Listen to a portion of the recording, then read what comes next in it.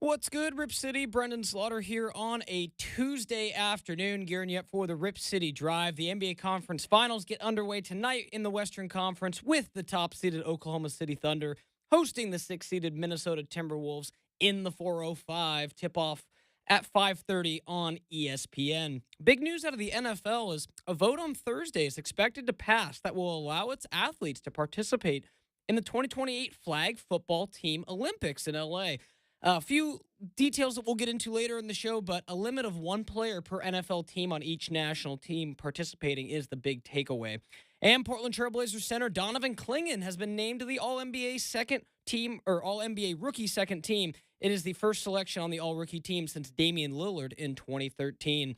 Coming up on the big show, we'll be catching up with the voice of the Trailblazers, Travis Demers, Oregonian Blazers reporter Aaron Fentress, and longtime Portland sports writer Kerry Eggers on the big show. Stay tuned.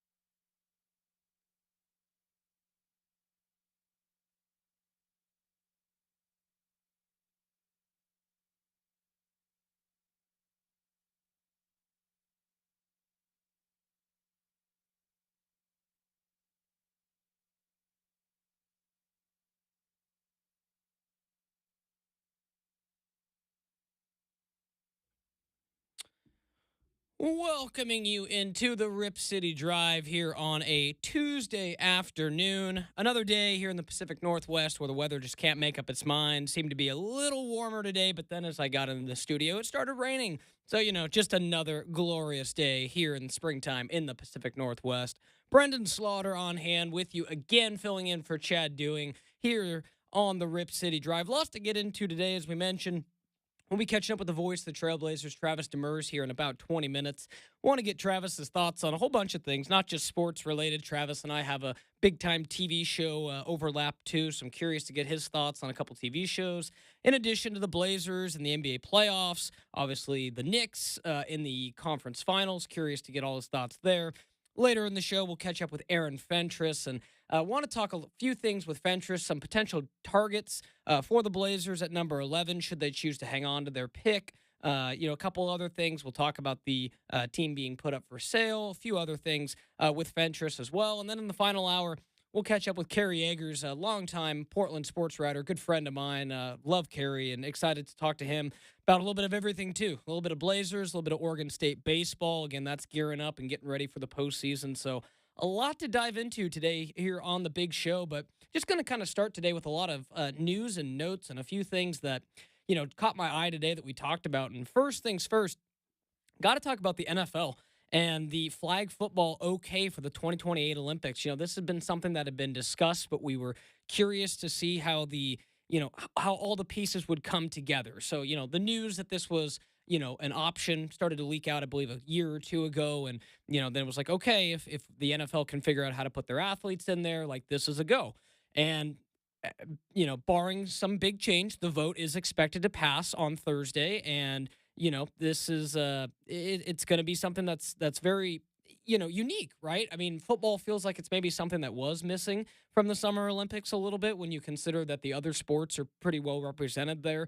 And flag football, sure, it's not football, but it's good exactly by the letter of the law. But I think it's going to add a little intrigue to the Olympics. And the nitty gritty of the process is this. So the flag football resolution establishes rules and a basic structure for how the NFL hopes to see the process work, subject to negotiations with the NFLPA and Olympics related entities.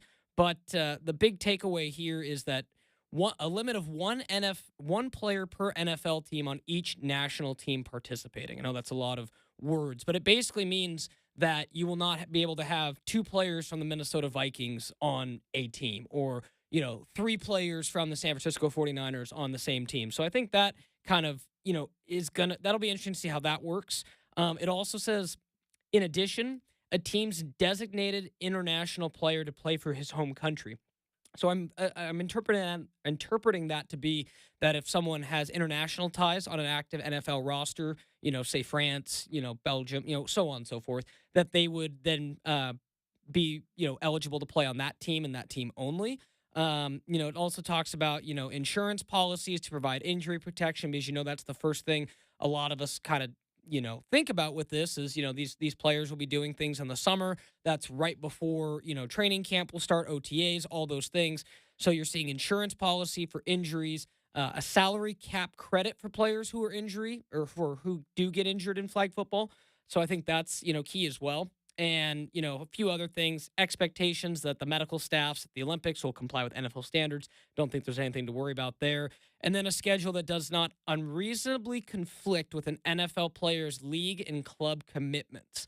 That was the one part of this that was quoted, semi-quoted in this article, does not unreasonably conflict with the player's league and club commitments. So that means if push comes to shove, the NFL team is going to have free reign of their players. Let's just say, for example, Justin Jefferson is in the Olympics, right? One of the top skill players, in football today. The way I read that is, if Justin Jefferson wants to play, great. But if there's something the Vikings need him for, push comes to shove, you're choosing the team over the Olympics any day. So again, considering it's not really an issue for, other sports, namely, golf and the NBA. I know the schedules don't, by the time we get to the Olympics, it's after the season, but you never hear a lot of, oh no, this guy's going to get hurt during the Olympics. And that, you don't hear a lot of that. So I really think this is all kind of just window dressing, all the things you have to do to make sure, you're covered your bases to do this. But just had to start with that. I'm very excited, and I think it's even cooler that it's going to be in Los Angeles, right? I mean, it's mostly an off time for NFL players, and at worst, you're going to maybe miss the start of training camp, right? We've seen players like Aaron Rodgers just voluntarily skip training camp recently. So I think that there's definitely wiggle room and the ability to, do things here, but had to start off with that because that was something that I thought was very cool for flag football and just for the NFL to kind of get their foothold into the Olympics as well. So, that's definitely good to see. And then next big piece of news that hits right here at home.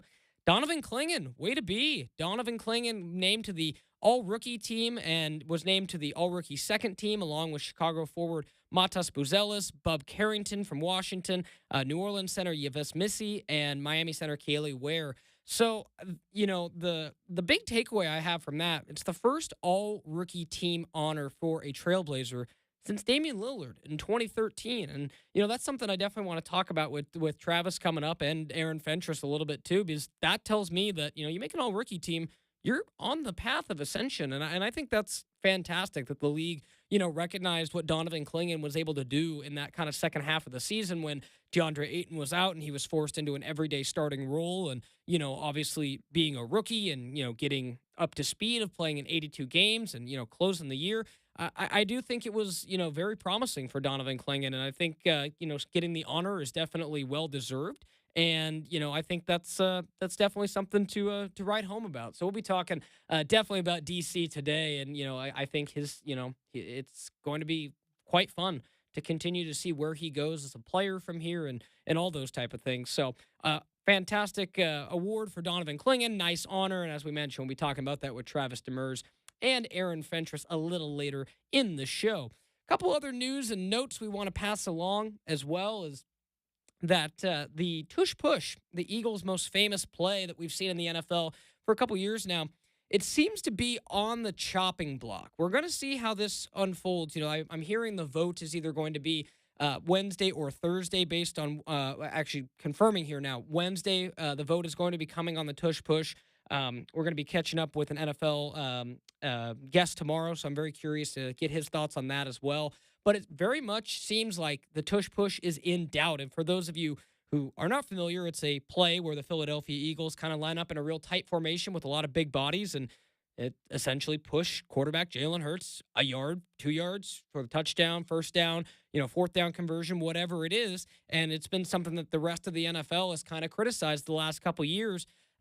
Simply because it's something that's unique to them, and I can see both sides of the argument. I heard, the side where Eagles CEO Jeffrey Lurie called it a precision play, and they've talked about how they see the play as within and don't really see a problem. And if you're an Eagles fan, and I kind of see both sides of it. On the other side, if you've had it used against you, it's probably very frustrating. Especially, I go back to the play against the Washington Commanders where Frankie Louvu was running over the over the top of the pile. How many times in that postseason game? And ultimately, the Eagles were able to be successful on it. So I think it's polarizing. I think it's also kind of something unique to the Eagles and what they can do. It started off as being something because they had one of the best centers in Jason Kelsey and one of the most physical quarterbacks in Jalen Hurts, who has a big body and can be, pushed better than a lot of the guys that maybe have smaller frames. And I think it's evolved now to kind of their secret weapon. And, would teams be wanting to ban this if the Eagles were winning 5 or 6 games the last couple years, or even just were wild card teams? No. This is coming out because all these other teams have seen the Eagles have success, and that's just kind of the way it is, right? You see a team have success. I mean, it's no different than what we saw a year ago with Kansas City. A lot of people wanted to see Kansas City be taken down a few pegs, and the Eagles certainly did that. Now you're kind of seeing in the same way. It's like, okay, now the Eagles, we need to take something from them too. So I think that's kind of interesting too. And Frankie Louvu, the player I mentioned from the Commanders, who dove over the pile several times in that game, he had a comment on the tush push, and he wants it gone. Yeah, I think they should ban it. You know what I mean? But I know the argument is going to be about like, hey, well, you guys have to stop it. Don't get us in short yardage and whatnot. But Yeah. I mean, it's kind of like a Chico play, man. You got Jordan Mailata on the right. You got, it's pretty much a scrum in rugby. That's how I kind of look at it. And we got to have a scrum too on the other side. And the scrum is, we have a cadence where we all go at once. It's not like you hard count and this and that where, now you getting us or myself jumping over the pile thinking that they're about to snap the ball. And that's just my own personal opinion, and I'm going to leave it at that. Interesting comments there from Frankie Louvu, the Utah alum. I remember that play when he dove over the pile several times. That I can't remember what specific playoff game that was between the Eagles and Commanders, but that was one of the more interesting kind of sequences of that game where everyone was talking about it, everybody had a comment on it, and it was interesting, and he lays out a pretty good argument there. I mean, I do see where his argument comes from, and I knowing how the NFL operates, it would not surprise me to see the play ultimately banned. I'm more of the opinion of, don't let your defense get into short yardage situations. I mean, I think it's, gamesmanship to an extent. I don't think it's a dirty or illegal play, but I also see the other side of it where in some ways, like Frankie mentioned, it can be a little bit of a cheat code. So, I think it's going to come down to how the owners vote. I wouldn't expect it to be able to stand past, what we've seen, but maybe it will. We'll see. Anywho, we'll go ahead and take a break here on the Rip City Drive. When we come back, we'll be catching up with the voice of the Trailblazers, my good friend Travis Demers, talking some Blazers, talking some TV, a little bit of everything. You've got the Rip City Drive with Brendan Slaughter here on a Tuesday.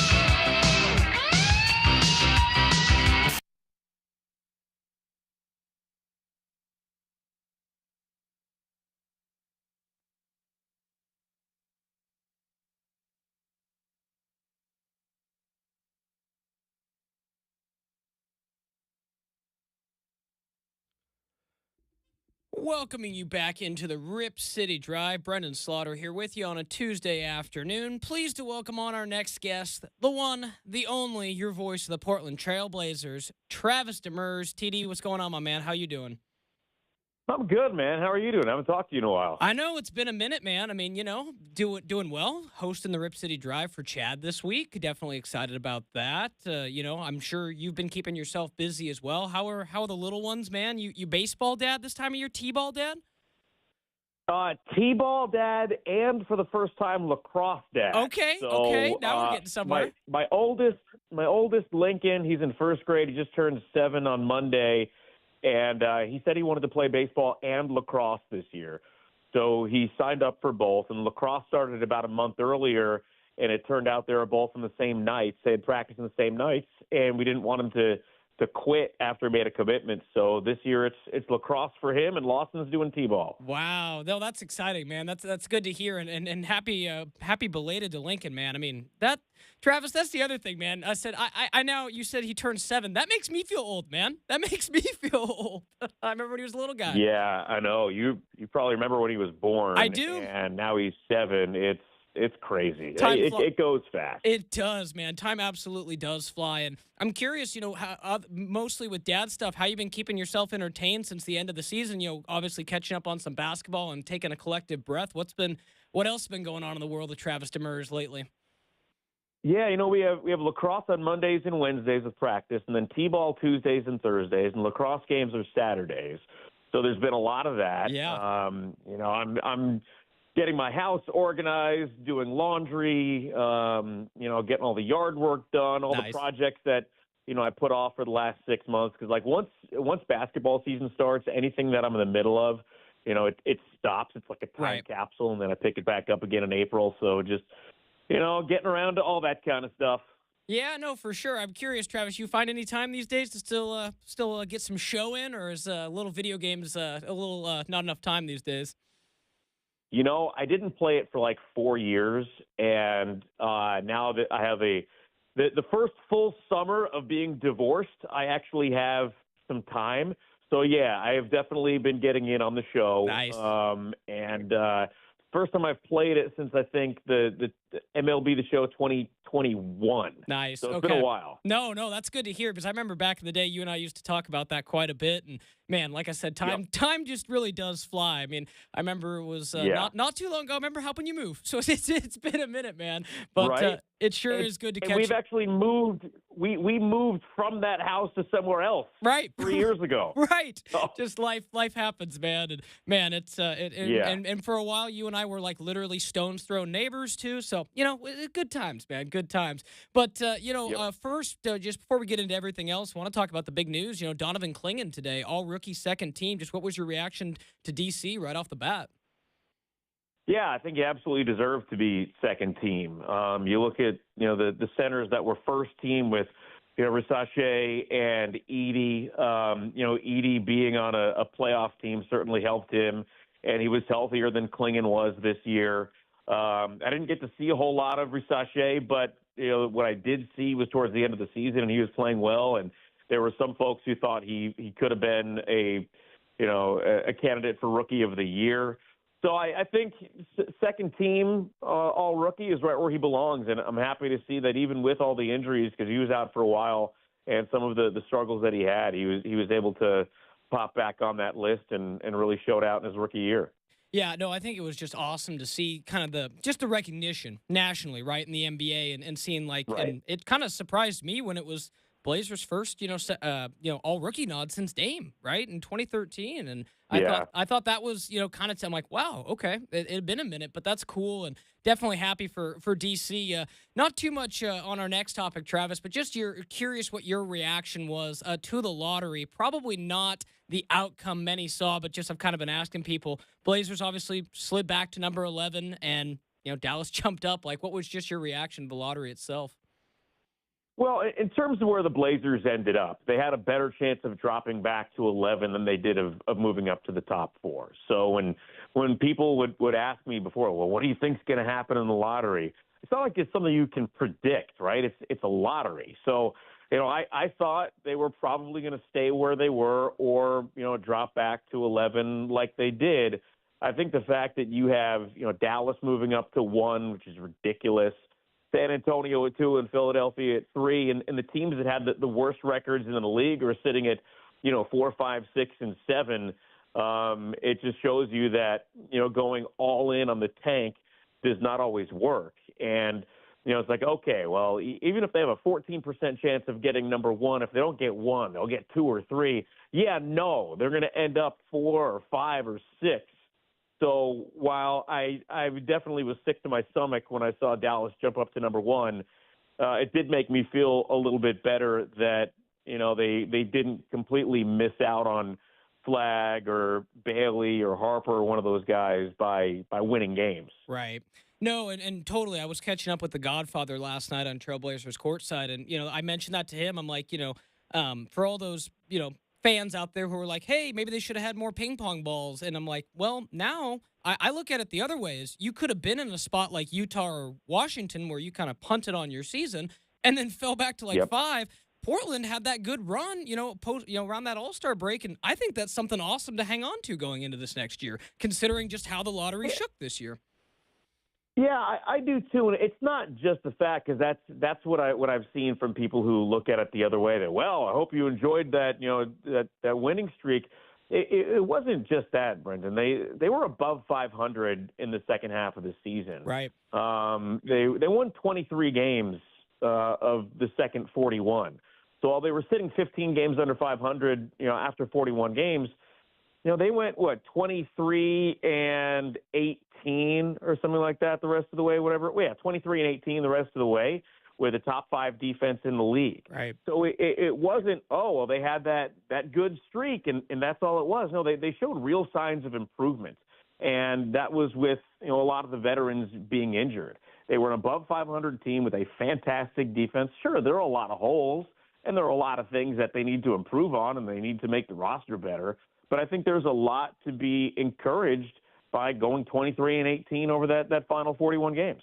No, I couldn't agree more. We're catching up with Travis Demers here on the Rip City Drive, voice of the Trailblazers. And yeah, Trav, I think you got to look for the positives where you can get them. And I completely agree with that. And, it's going to be interesting to see, kind of how the offseason ultimately shakes out. But yeah. moving gears to the playoffs itself, I had to talk to you because I figured it had to bring a smile to your face to see the Knicks in the conference finals. What are your thoughts on that? Well, look, I grew up a big-time, diehard New York Knicks fan. That was my team. I was 12 years old when they went to the finals in '94 and lost to Houston. And look, the Blazers are my team. I have been covering the Blazers for longer than I lived in New York growing up as a Knicks fan. The Blazers are my team, yeah. Not just because they signed my paychecks, but because I've been around the team for a long time and I truly love the team.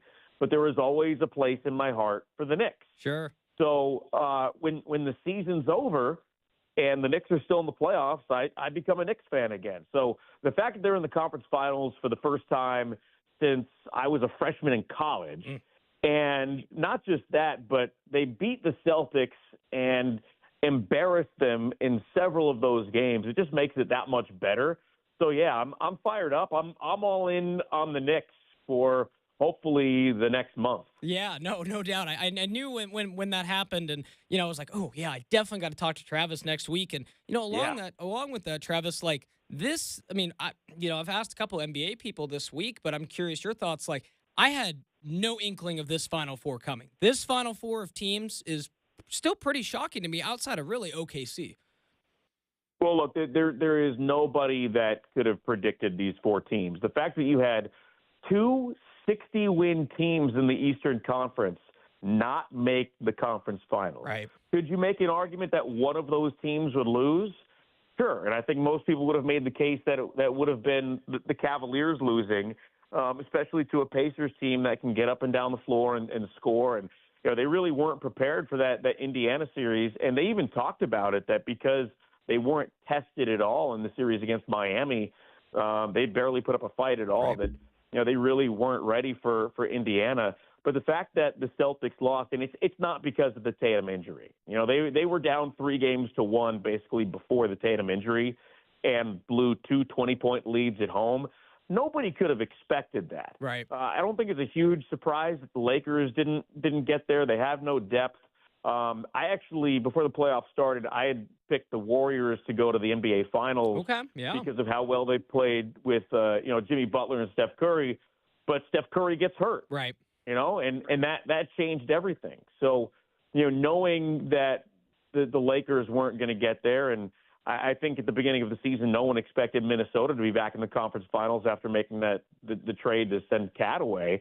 I think that's a great story too. It's been a phenomenal playoffs with great games, great storylines, and it's only going to continue to get better.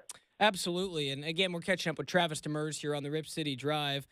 Here on a Tuesday afternoon. Travis, yeah, I mean, I totally agree. I mean, it's cool to have the stories. The Knicks obviously haven't won a title since longer than we here in Rip City. And then three other teams, if you don't count the Thunder acknowledging the Sonics title back in the day, then you got three other teams that haven't won a title either. So I think that's definitely one of those cool things to have. And you talked about the Knicks. Who do you like in that kind of Thunder Timberwolves series? Looking at it, I think the Thunder are the favorite for sure, but Anthony Edwards is a dude.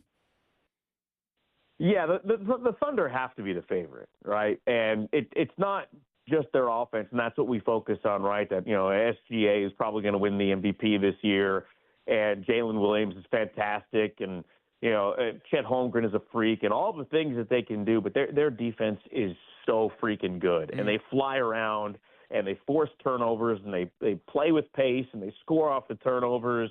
They really bother you. They don't turn the ball over themselves. They're well coached. They do a lot of the little things right. And Minnesota, Rudy Gobert has been very good. Anthony Edwards, to me, is somebody that is either in the conversation or at the top of the conversation. If I was starting a team from scratch right now, who I would want to start my team with. He's been great. They're a very, very good defensive team, one of the best defensive teams in the league. And what's interesting is that, in the regular season, it was all about the three, right? In the playoffs, it hasn't been. It's been in the paint. It's been getting to the free throw line, and that's kind of what the playoffs is. So the teams that have been great three-point shooting teams, the Celtics specifically, that has not helped them out all that well. The teams that are left have not been great three-point shooting teams, except for, maybe Indiana, who scores as many points as anybody in the league. They also give up a ton. So I would expect the Thunder to win just because they have home court advantage. They do everything right. The concerns that they blew everybody out this year and weren't tested, they've won some close games. They won a Game 7. They're still one of the youngest teams in the league, but now they've got that experience of playing, 4 playoff series together. I'm fascinated. And really, I think you could look at any of the teams that are left and make a case of why they could win a title. No, absolutely. I agree. And it's just the stories, right? Like you mentioned, the Knicks story. I think the Pacers story, is pretty underrated too. And, what Rick Carlisle was able to do and the moves they've made. And then, on the other side, the Timberwolves, obviously their story being back in the Western Finals again. And then, the Thunder getting over the hump. And to be perfectly honest with you, Travis, I could tell, you were happy that the Knicks got over the Celtics. Me personally, I like that we haven't heard about the Lakers in a long time. That made me really happy. Isn't it beautiful? It is. It's just like silence. Like no Lake. It's like I mentioned that yesterday on the show. I'm like, it's really nice. Not going to lie. So, no, just definitely entertaining stuff. Just a couple more things for you, Travis, before we let you go. Well, real quick, though, I would love to see the Knicks and Minnesota in the final just because of the story of the trade and how, a lot of people thought it was bad for both teams. And if they get into the finals.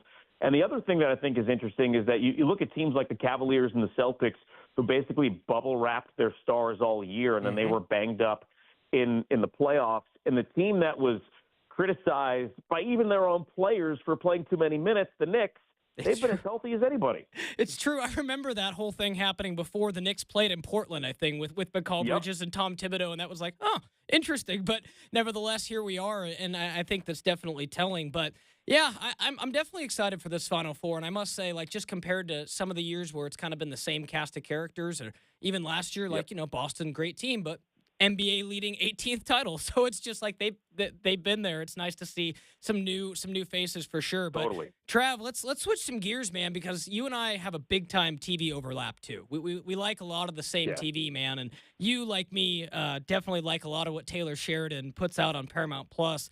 I gotta start here. I texted you when it came out, and you were telling me, you're like, hey, I'll catch up to 1923 when the season's over. Just got to get your thoughts now. I'm assuming you've caught up on it, my friend. Oh yeah, I caught up, right at the end of the basketball season. Nice. 'Cause that's what I like to do. Is I like to do, my work on the plane while I've got a show on, and I watched 1923, and I was disappointed that they very clearly ended the series. Like there is no way for the series to continue. I don't want to spoil it for anybody, but I did not think that they were going to kill off Alex. Right. I thought that they were going to find a way That to. hurt. That hurt. Yeah, it did. It was painful, man. And Spencer's just badass. Oh, he's that dude so is, much. He's as badass as it gets. Yo, I mean, the whole, like I said, I mentioned, earlier or I believe last week when I was talking a little bit about the show that, like, I really love period pieces, Travis. And it's So do I. just so great how Taylor Sheridan's able to, and we know now why these, seasons, and each episode costs $15-20 million to produce, because you can see it in the quality of the Model Ts they're driving around. And just, it's fascinating. And, to that point, I'll be honest, Trav, I consider myself to be a pretty tough customer. I was fighting back some tears at the end of that thing, man, especially when they met back up and he jumped off the train, man. Ooh, that was tough. Yeah, I was too. I mean, look, the odds of him jumping off a train and running through the snow and seeing her and then getting back and all, that would never happen in a million years. That's why it's TV. Yep. But at the end, when she didn't make it, man, like that was rough. Like I'm on the plane, I'm doing work, I'm sitting next to Kevin Calabro, and I'm like, I'm not gonna cry. Man, I'm not gonna cry. I said, no shame, brother. There may, like I said, for the whole Portland listening audience, there may have been a tissue near me at that evening. It was powerful, man. And I love TV that evokes that kind of emotion. And to that point, I don't know if you saw this or not, but I actually found an interview with either it was Taylor Sheridan or somebody, they gave to, the Hollywood Reporter or anything like that. And it was something along the lines of, like, Taylor Sheridan hadn't decided what Alex's fate, like, he was hemming and hawing with it, Travis. So he could have decided to let her live. Oh, man. Like, we always see happy endings and stuff in TV. So I guess, it can be kind of fitting, in a change of pace that she didn't make it, but still that sucked. Yeah, it was tough. And, now we have to see where they pivot from here. They're obviously going to move to 1944, and I've heard that's got the green light. Yeah. There's a potential we could see, Brandon Sklenlar, the actor that played Spencer, come back as an age version. So I'm here for all of it, man. I just had to get your thoughts because, man, it was heavy, man. Like, that was one of the TV shows recently that, very few kind of rocked me to the core. And I was like, man, that was a deep series. Yeah, it was. There was one. What was that? Goliath. Have you seen that with Billy Bob Thornton? No, I haven't actually. So there's a scene in the last episode of season 2. I really liked that show, with the exception of the last couple of episodes of season 2. And it gave me nightmares, man. This dude had all of his limbs cut off and then had his tongue cut out. And, like, just I was concerned that, I know I've seen the guy in other shows. Yeah. So, but I had to see him, like, in something recently after that, because I was concerned for his well-being. It haunted me, and I literally had nightmares about it. Yeah, no, I mean, TV shows they definitely can evoke those emotions, man. And I swear, like, after watching that finale, I had a dream about 1923. I think things that we see throughout our days are things we could dream at night too, which is kind of interesting. Yeah. But yeah, no, I mentioned it last week. I think Paramount Plus has their golden goose, and that's Taylor Sheridan. And I mentioned this too. Like, it's not like, say you're not into westerns, Trav. Like, that's not your thing. Like, Tulsa King is an awesome show. Like, Mayor of Kingstown has an audience. Landman has an audience. I mean, there's just such a wide variety. I'm like, people are missing out if they're not on Paramount Plus. There's kind of something for everybody from his mind. Yeah, there is. And I thought Tulsa King was going to be stupid when I first saw the previews for it. Like, come on, really? And then my mom was like, no, you have to watch this show. And I watched a couple of episodes of it, and I was hooked. Yeah. No, I mean, same thing. I mean, it literally is one of those things where, I don't necessarily love everything, but it's like kind of hard. Like I say this to people, all the time. It's find me a Taylor Sheridan show that just did poorly. Like they don't That's really. A good point. I mean, everything's got a bit of a different flavor, but I just he's got that Midas touch, man, and it is impressive. But before we let you go, Trav, want to get just a couple more thoughts from you on something else too. Your Long Island baseball team, man. I've been talking a lot of college baseball this week because my Beavs are on the doorstep of a national seed, and I'm very excited to see baseball postseason. It's the best. I just love it, and I've seen weekend of the NCAA tournament is awesome. Oh, it's the best, and the way that they do, the regional format, and it leads to be a really fun postseason. And I did see that your alma mater is kind of on the short list to get their automatic bid in a 4-team tournament. Man, I know they probably won't, Travis, but let your team get in, come in as a 4 seed, and come out, and then your team can come out to like Eugene or Corvallis as one of the 4 seeds. I would love that. Last year they won the Northeast Conference, and they were a 4 seed in Chapel Hill. Okay. And they had a late lead on North Carolina and almost beat North Carolina in that first game. I think I remember that, so actually. Yeah. Yeah. My Sharks had an opportunity. They got to get through, Stonehill, Central Connecticut, and Wagner, I think, are the 4 teams in their conference tournament. But if they come out here, that would be awesome. And their first football game this year, they're an FCS team. Their first football game this year is in the Swamp in Gainesville, and I got to try and get down there. Oh, that would be awesome for you, man. I mean, don't get me wrong. Yeah. The Swamp, any time of the year, I mean, get your humidity ready. I mean, you know this being an East Coast guy. Like, I don't got to tell you this, but, man, the South in August or September, that would certainly be a lot of fun. But, no, I'm certain. I saw that, and I can't remember where they were in the most recent projection I saw, but, one of the national seed spots, and I was like, well, Oregon State are both going to be in that mix. Wouldn't it be something if Long Island came out here to play one of those 2 teams? You might have to find your way to sneak yourself down to one of those. Oh, I 100% would. I absolutely would get down to one of those games if the Sharks were out here. Yeah, that's awesome. And again, like I said, I appreciate your time, Trav. And, I honestly, we need to catch up here soon because I feel like you and I could just, have a drink and catch up for quite a while, man. I certainly miss catching up with you. Likewise, man. I'm still in Sherwood, so let's make it happen. Yeah, absolutely, man. I'm still rocking the wood too, so we got to make it happen. We're in the same town, so we will make it happen. Travis, I appreciate you so much, man. Travis Demers, folks, the voice of the Trailblazers, joining us here on the Rip City Drive. Appreciate the conversation with Trav. He is the best. And staying quite busy, too. 2 kids in sports and going Monday through Friday with games on Saturdays. It's busy, man, so I got mad respect for that for sure. You've got the Rip City Drive. We'll take a quick break. When we come back, we'll talk a little bit more about the NBA playoffs. We'll look in on some baseball and continue the conversation on Donovan Clingan being all-rookie second team. You got the Rip City Drive.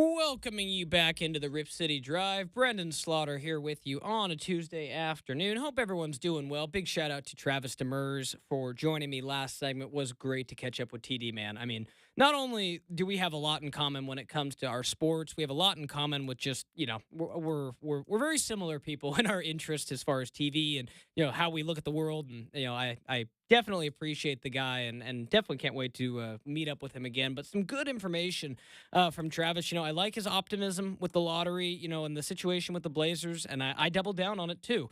Like the things that the Blazers showed during that stretch of good play, Travis listed them all off. But the one that stands out to me the most is top 5 defense. And that was a top 5 defense, as he mentioned, without DA and to an extent without Jeremy Grant for part of it too. I mean, if the Blazers had just punted on the season again, and for again, the amount of people who I saw were like, oh, you ruined your chance at Cooper Flag by winning all those games. And maybe true, maybe not. But considering who won the lottery, I think it's safe to say that it's a lottery, and it just so happened to the ping pong balls bounce the way they were going to bounce. So I really think that, I like the optimism. I think the Blazers do have some really good things to build on. What they decide to do with that pick is going to be the question. I think it's worth exploring that they might, see if that pick could be attached to someone to maybe move. I think they could look at that. I'm not saying that's guaranteed, but they could look at it. Or maybe they draft a guy, add another guy, to the mix and try to get in what is a pretty deep draft, someone who's got a high upside. And the Blazers are still looking for who we think is going to be kind of their alpha, as we've talked about. I mean, we've seen some candidates. There's some guys in the mix, sure. But considering that the draft is the Blazers' still best way, if outside of, a trade of sorts to acquire talent, maybe you're taking a swing on a guy at like 11 who has high upside, right? I mean, you never know, right? You just don't know how the draft shakes out. And you always have examples of guys who are found later in the draft that can be stars too. So, you never see. And in a draft that is supposedly quite deep, maybe there's a guy at 11. We'll see. But a couple other things with Travis. Definitely love getting his thoughts on postseason baseball, too. His alma mater, Long Island, most likely going to be in the NCAA postseason tournament if they can win their four-team tournament. We'll see who ends up getting that automatic bid. But right now they're projected to go down to Auburn and be in Auburn's regional as the number 6 national seed. But, man, just selfishly for my man Travis, it would be awesome if Long Island could come all the way out here and play either Oregon or Oregon State. Again, I doubt the committee would do that. There are usually always travel concerns. But, we've seen, Yale come into Oregon State's, bracket before. This particular year, Oregon has Notre Dame projected in their regional. Oregon State has Northeastern in their particular regional. So you never know. I think that'd be a definitely cool thing if old TD could go see his alma mater down in action. A couple other things to touch base on as well. As we mentioned earlier in the show, Donovan Clingan named All-NBA second team. Again, big shout out to DC, man. He earns the nod. First Trailblazer to win or to earn an All-NBA rookie nod since Dame back in 2013. So that's pretty cool. And I think that definitely shows Donovan Clingan raised some eyebrows around the league with his play towards the end of the season. And, that's something really cool to look at for DC. Couple other things to make note of. We mentioned earlier in the week we're going to keep an eye on some of the college baseball tournaments around the league just to kind of keep tabs on if any of the results are going to, start impacting what we see as far as bid stealers, things of that nature. Of note, Oregon does not play in the Big Ten Conference Tournament until Thursday, so that's the biggest one we're going to be watching in regards to Oregon and Oregon State. Again, the Beavers are done. No conference tournament. They will be idle this week. Oregon will be facing Penn State Oregon will be facing Michigan State in pool play on Thursday, and then we'll see where they go from there. But again, very threading the needle as far as these teams, wanting to improve their resumes for the national seeds before we get closer and closer to Selection Monday on Memorial Day. All right, well, we will go ahead and take a quick break here on the Rip City Drive. 1 hour down, 2 hours to go. Coming up on the show, we're still going to catch up with Kerry Eggers in hour number 3, and we're also going to catch up with Aaron Fentress in hour number 2. Going to be talking some Blazers with Fentress, some Beavers and Blazers with Kerry Eggers. You've got the Rip City Drive on a Tuesday.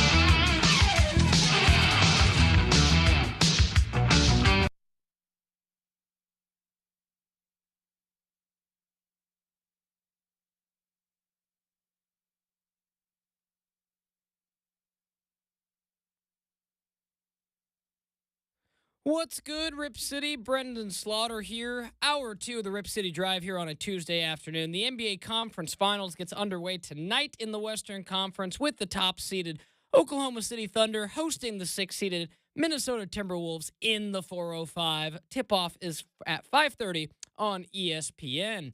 Big news out of the NFL is a vote on Thursday is expected to pass, or I believe now has passed, that will allow its athletes to participate in the 2028 Flag Football Olympics in LA. Big takeaway is a limit of one player per NFL team on each national team participating. Portland Trailblazers center Donovan Clingan has been named to the all-rookie second team, the first selection for a Trailblazer on the rookie team since Dame 2013. Awesome honor for DC. Coming up on the big show, we're going to catch up with Oregonian reporter Aaron Fentress in about 20 minutes. Hour number 3, we'll catch up with longtime Portland sports writer Kerry Eggers.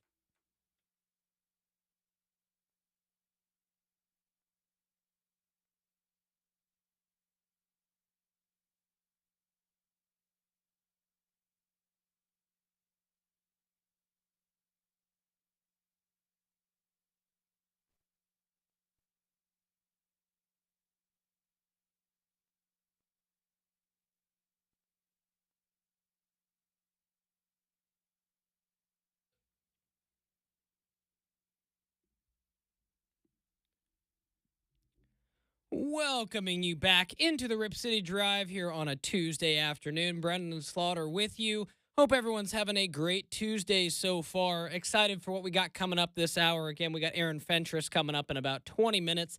Excited to talk with Fentress about the Blazers. More specifically, will they keep the pick at number 11? Will they look to trade it? What are the possibilities on maybe some guys, some names to keep an eye on if they do keep the pick? Also want to get his thoughts on the NBA playoffs as a whole and, a few other things as well with Fentress. So that should be good. Get his thoughts on Donovan Clingan as well. So definitely stay tuned for that. A little bit later in the show, as we mentioned, we'll catch up with Kerry Eggers and talk some Beaver baseball. I want to get his thoughts on whether or not Oregon State still got a chance at being a national seed. He was also at the series this last weekend against Long Beach State. So very curious to see what's up with Kerry and also get Kerry's thoughts on the Blazers, right? Lots of news with the Trailblazers. And, Kerry has been a long-time Portland sports writer. So very excited to catch up with Kerry in hour number 3. Appreciate everyone tuning in, listening. Lots to get into here on the big show still, and just kind of resetting the stage again. We got the Thunder and Timberwolves coming up in just about an hour and a half. The top-seeded Thunder, 6.5-point favorites over the Minnesota Timberwolves. The first game, as we mentioned, in Oklahoma City. And, we talked to Travis Demers a little bit about the matchups last hour, and we'll get to the Pacers and Knicks a little bit more tomorrow, previewing that game. But specifically, the Thunder and Timberwolves, this is a series that intrigues me, for a lot of different reasons. I think, right off the bat, the Thunder are the only ones, like the only top seed in this, field who took care of business, did what they needed to do, and got to where they are now. Minnesota, meanwhile, they dispatched of a couple kind of old guard foes, so to speak, right? You took out LeBron 4-1 in the first round of the Western Conference, and then obviously you get a little help with the Steph Curry injury, but they take out the Warriors 4-1. So this series, I know the Thunder are favored. The Thunder probably gonna, they would be my pick to take this series, but could this go to 7 games, right? Thunder have the advantage. I could see, the Timberwolves holding serve on their home court. And while I think, and it's easy to say, Shai Gilgeous-Alexander, he will be MVP this year. He beat Jokic in the head-to-head matchup. His team's been a little bit better this year. I think he means a little bit more to his team this year than Jokic does, even though, if you put my feet to the fire, I'm going to say Nikola Jokic is still the best player in the world. But this season, Shai Gilgeous-Alexander, a little bit better. Well, that being said, I think of all the players left in the postseason, if it's not Shai Gilgeous-Alexander who's the biggest star, I think it's probably Anthony Edwards. And Anthony Edwards, as I said yesterday, might be the closest, thing we have in the NBA now to, a Kobe Bryant. As far as, he's a shooting guard. I know the comparisons, are have been out there, but just the way that he plays, the confidence and bravado that he has, in a good way. I think, like we talked about with Keith Smith yesterday, doesn't matter who's in the building. He steps into the building and thinks he's the best player. And I I thought that about him from the second he got drafted. I thought he was a little too overconfident, but as it's turned out, that's been his biggest weapon. Like his confidence is key. And I think, if you're asking if the Thunder or if the Timberwolves have the stuff to pull off this upset and make the finals, I think they do. They play good defense. They've got some nice pieces on that side of the floor. Rudy Gobert's a nice anchor. McDaniels, I think what he was able to do early on against Steph Curry, you could kind of see, what their plan of attack was early in that series to kind of slow him down. So I think they can. I think they can make life semi-difficult on Shai Gilgeous-Alexander, but it'll be interesting because I think the Thunder are deeper. I think the Thunder have a better bench. I think the Thunder are definitely more, they're the better team. But Minnesota's still got some experience, and I don't think you can count out Chris Finch. Back-to-back, Western Conference Finals. I think that's something. I think it says a lot about his coaching. And, we'll see what ultimately happens. But in Game 1, I like the Thunder in this matchup. They come in as 6.5-point favorites. I think their depth is just going to be what pushes them over the top. I mean, not only do you have Shai Gilgeous-Alexander, not only do you have Chet Holmgren, who I think is really, really good and kind of underrated as well. You get Jalen Williams, who blossomed into an absolute star. I mean, Jalen Williams is a dude on the basketball court. I love seeing him play. He plays a very aesthetically pleasing game. Then, like Travis said last segment, they play absolutely swarming defense, and I just love how they built their roster.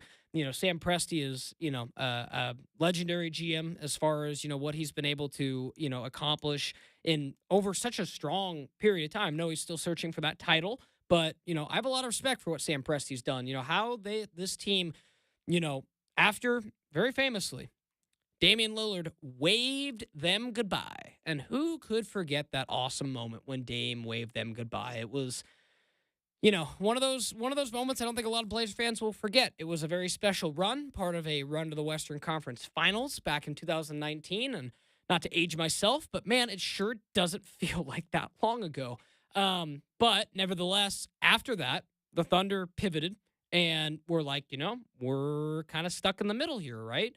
So they jettisoned their stars, started getting some picks. Now, did they get unbelievably lucky? And I don't know if it's luck, they knew, player scouting, what have you.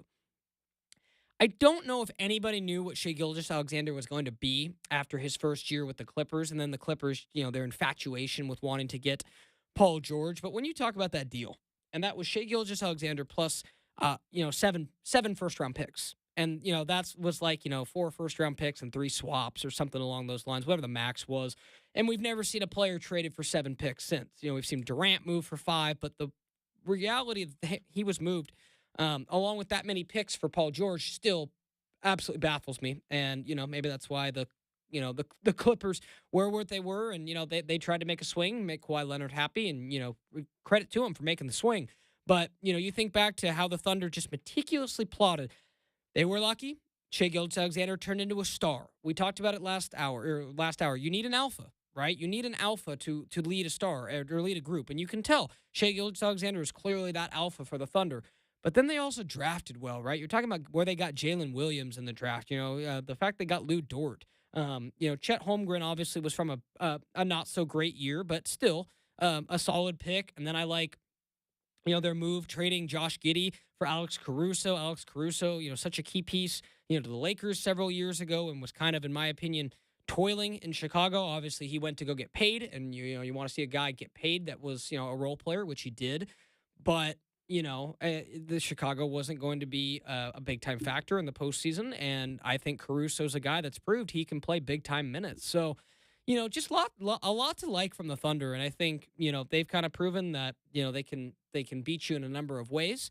And, if we're going into this game tonight, I think early on, the Thunder are definitely going to be the favorite in this game, as we mentioned, 6.5-point favorite. And I like them. I think they'll come away with this game. They'll be very impressive in Game 1 at home. I think Minnesota will keep it close. I don't expect it to be, like a runaway for the Thunder, but I expect the Thunder to play pretty good ball tonight. So, again, we'll talk more Pacers-Knicks as we get into tomorrow's show. A lot to get into on that side as well, maybe even a little bit later in the show. But the Timberwolves and Thunder are set to tip off in just about an hour and a half on ESPN. A couple other things to mention as well before we get you ready for our interview with Aaron Fentress coming up as well. We talked about earlier the NFL, talking about banning the tush push, and that's kind of the biggest item that's being discussed now at these meetings. And we've seen the good and some good things come out with like the flag football ruling and how players will be allowed to be in flag football, and that's all been worked out. But we've also seen a lot of kind of back and forth talk with the tush push and kind of how polarizing of a play it is. I want to play again Frankie Louvu. He was the linebacker for Washington and was very famously the player who in that game against the Eagles in the postseason flew over the top of the tush push, 3-4 times and was flagged for it and so on and so forth. He had some pretty blunt thoughts talking about the tush push. Yeah, I think they should ban it. You know what I mean? But I know the argument is going to be about like, hey, well, you guys have to stop it. Don't get us in short yardage and whatnot. But Yeah.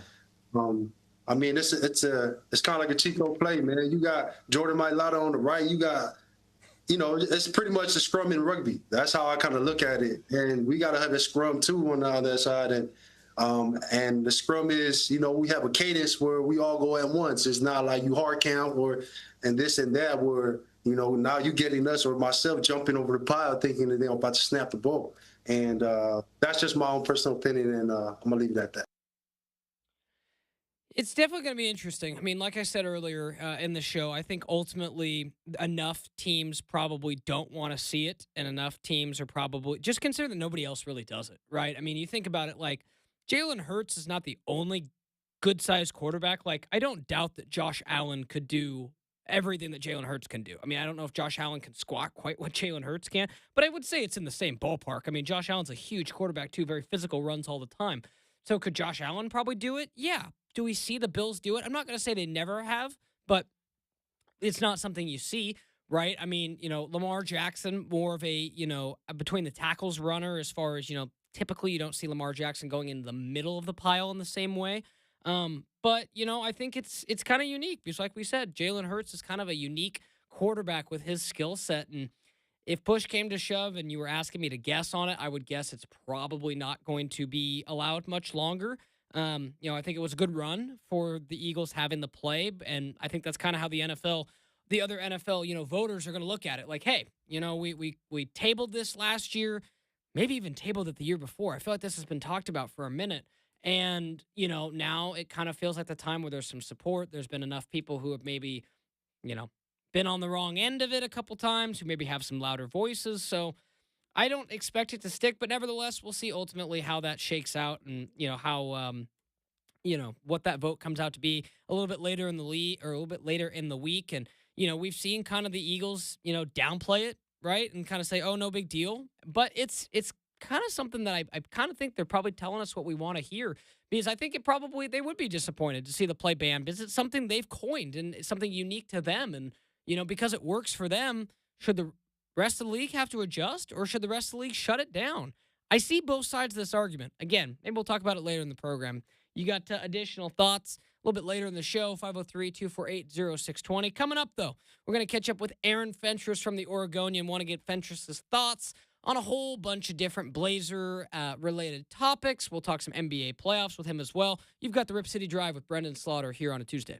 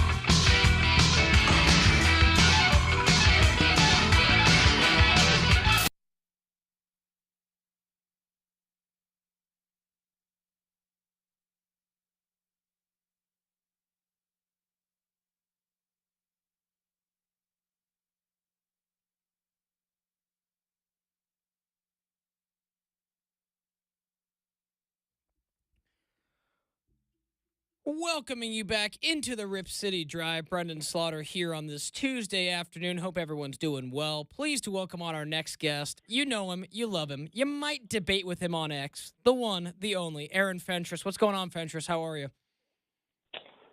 Man, I just discovered 20 seconds ago that George Wendt died. Yes, Shacker had told me that before, I believe like right before the show started. It kind of caught me by surprise too. Big Cheers fan? Oh, yeah. That Thursday night lineup, we might be too young for that. How old are you? 29, so a little Oh, my before God. my Yeah, time. Yeah, a little before my time. So arguably the greatest TV lineup ever in the 80s was Cosby Show, Family Ties, Cheers, Night Court. Okay. Yeah. See, I mean, I gotta respect the classics, man. Like a little before my time, but I've definitely heard everything, and absolutely, man. No, it's definitely a it's definitely a loss, no doubt. Yeah, and plus he was a super fan, a Bears super fan. He basically invented those skits for us Chicago sports fans. Okay. I see. I didn't know that. See, Yeah. the things you learn, man. The things you learn, and honestly, Fentress, I throughout the years, I mean, I have booked you so much for Chad Doing, Justin Myers. This time, I'm like, I actually want to talk to Fentress myself and like chat with Fentress myself. So I appreciate you coming on the show, man. How are things with you? And let's just start right off the bat. Just your reaction to the lottery, the Blazers sliding back, and Dallas winning it, I guess. Yeah, you have to go into that figuring that the Blazers are probably going to stay where they are or maybe move back one.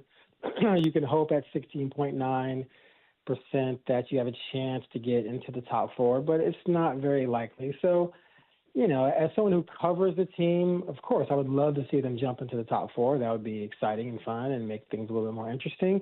But I was pretty much prepared for them to stand pat. As a matter of fact, I had my article pre-written as them staying at 10, and then there's an easy switch to change that to 11. See, those are inside reporter knowledge that you got. It's no hashtag rewrite, man. You got it. I was playing the odds on that. Had they jumped into to four or top four, I would have been scrambling to rewrite it. But, it's disappointing. I think mainly, and it's such a difficult balancing act to figure this out, because on one hand you say, well, why did they go 23-18 in the second half for no reason, just to push themselves further out of having a chance to be in the top four. At the same time, you got to respect the competitive integrity, right? They went out and they made some changes and they got better and they chased it down. And to me, that's good for the sport, even though it might not have been good for the Blazers. That said, the team that had a 1.7% chance won it anyway.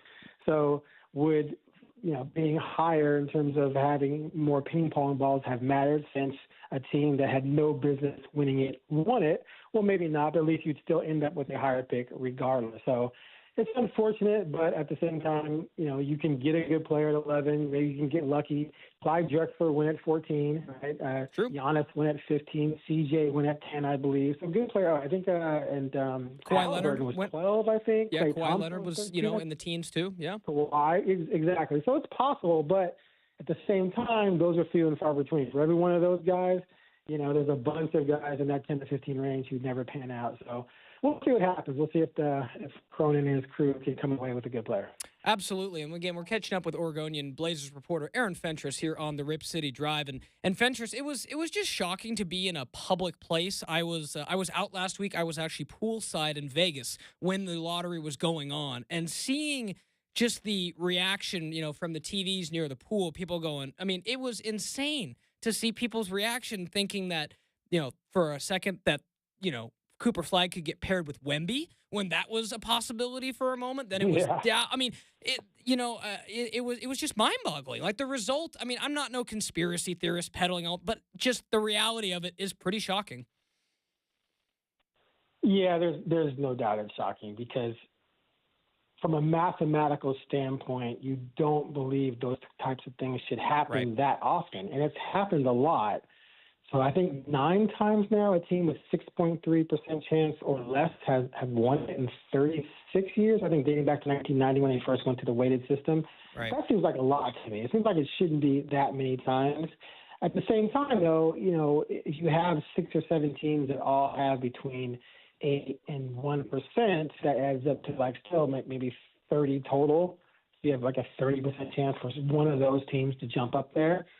And Portland has been a victim of this too. There was one year, I think it was 06, where the Aldridge year, they had a 25% chance of winning number 1, and they ended up 4. And one was Bargnani, who ended up having a decent career. Mm-hmm.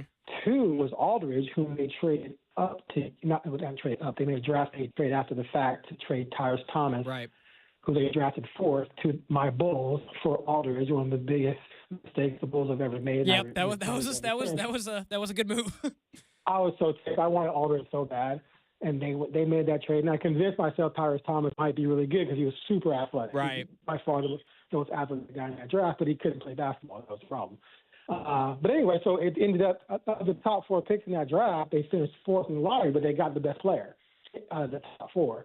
So the lottery's a crapshoot as it is, but still, you feel bad for the teams that stink. But at the same time, this is a deterrent, man. This tells teams, look, you can go all out and tank all you want. It guarantees you nothing. So at what point do you say, maybe it pays to have integrity and just try to win as many games as we can and let the ping pong balls fall where they may.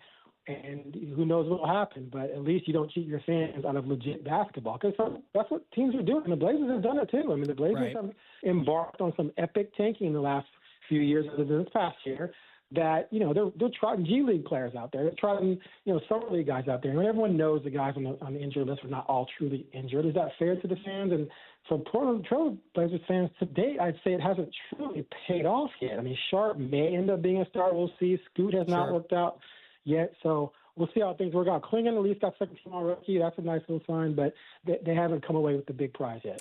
Right. No, we're catching up with Aaron Fentress, and we'll talk more about D.C. here in a minute, but Fentress, you're absolutely right. The fans, had to go through some tough years, and I think we all remember, the season, not trying to catch any strays, but, a lot of C.J. Ellaby, Keon Johnson shots, so to speak. Yeah. And, that's just part of the process. But, one kind of perspective I have with this, and, in this particular case, I'm trying to be more glass half full than empty, but, for those who were kind of critical at when the Blazers had their stretch of good play and, had their top 5 defense, won some games and kind of elevated themselves out of kind of the basement, and everyone's like, well, you're taking your chance away from Cooper Flagg. I mean, don't you feel better now, Fentress, knowing that the Blazers at least have that to hang on rather than be like a Utah or Washington who punted on the season and now draft 5 and 6? I'd rather be 5 or 6. It's fair. No, I'm curious. Like I said, I'm curious how come. Yeah, no, okay. You're not wrong. I don't know if there's a wrong answer here. Like I said earlier about the competitive integrity. So, as I mentioned, I'm a Bulls fan. Right. When the Bulls traded DeRozan and Levine, I'm like, oh, yeah, we're going to get in the Cooper Flagg sweepstakes. And then all of a sudden, with those guys gone, Kobe White, right, Josh Giddey, and then the kid they drafted last year, Buzelis, is starting. I'm thinking, okay, when they start the 19-year-old skinny rail kid, okay, now I really think, right. Nope. They ended up winning enough to get into the play-in and got the 12th pick. So I was irritated with that, but at the same time, you've got to respect the fact that those guys went out there and balled out and got themselves into the postseason. And so I would say this, and I did talk to someone with the Blazers about this. I said, so was it worth it? Yeah, it's a good way to look at it. I said, would you rather have had a better shot at Flagg or do what you did? And this person said, look, other than Cooper, I don't believe there's a guy in this draft that was going to come in next year and have a major impact with what we have. So I think us getting better in the second half, guys improving, us sort of resetting ourselves away from development first, win last, to we're trying to win, and we're playing to win, and we're coaching 100% to win, and we're setting our rotation 100% to win, and we're holding people accountable, like Chauncey benched Sharp, right? Right. That was holding someone accountable. Fans went nuts. They did. That. Fans were freaking out. How you're such an idiot? But they won 10 of 11, so clearly the coach knew what he was doing. But so at the end of the day, are you going to be better off? So you make the point. Would you rather be where the Blazers are or be where Utah was and just punt the season and finish 5 or 6? I'd rather have the 5th or 6th pick myself, obviously. Who wouldn't? But you're not wrong in the totality of everything, meaning that, yes, you're 11th, but look what you gained as a team that pushed you to 11. You gained a new sense of direction in terms of, okay, now we're in a position where maybe next year we could actually be a legitimate playoff team, as opposed to just crapping on the season, right, being garbage, getting a higher pick, but now you got to come into next season, start over, trying to build a winner's mentality.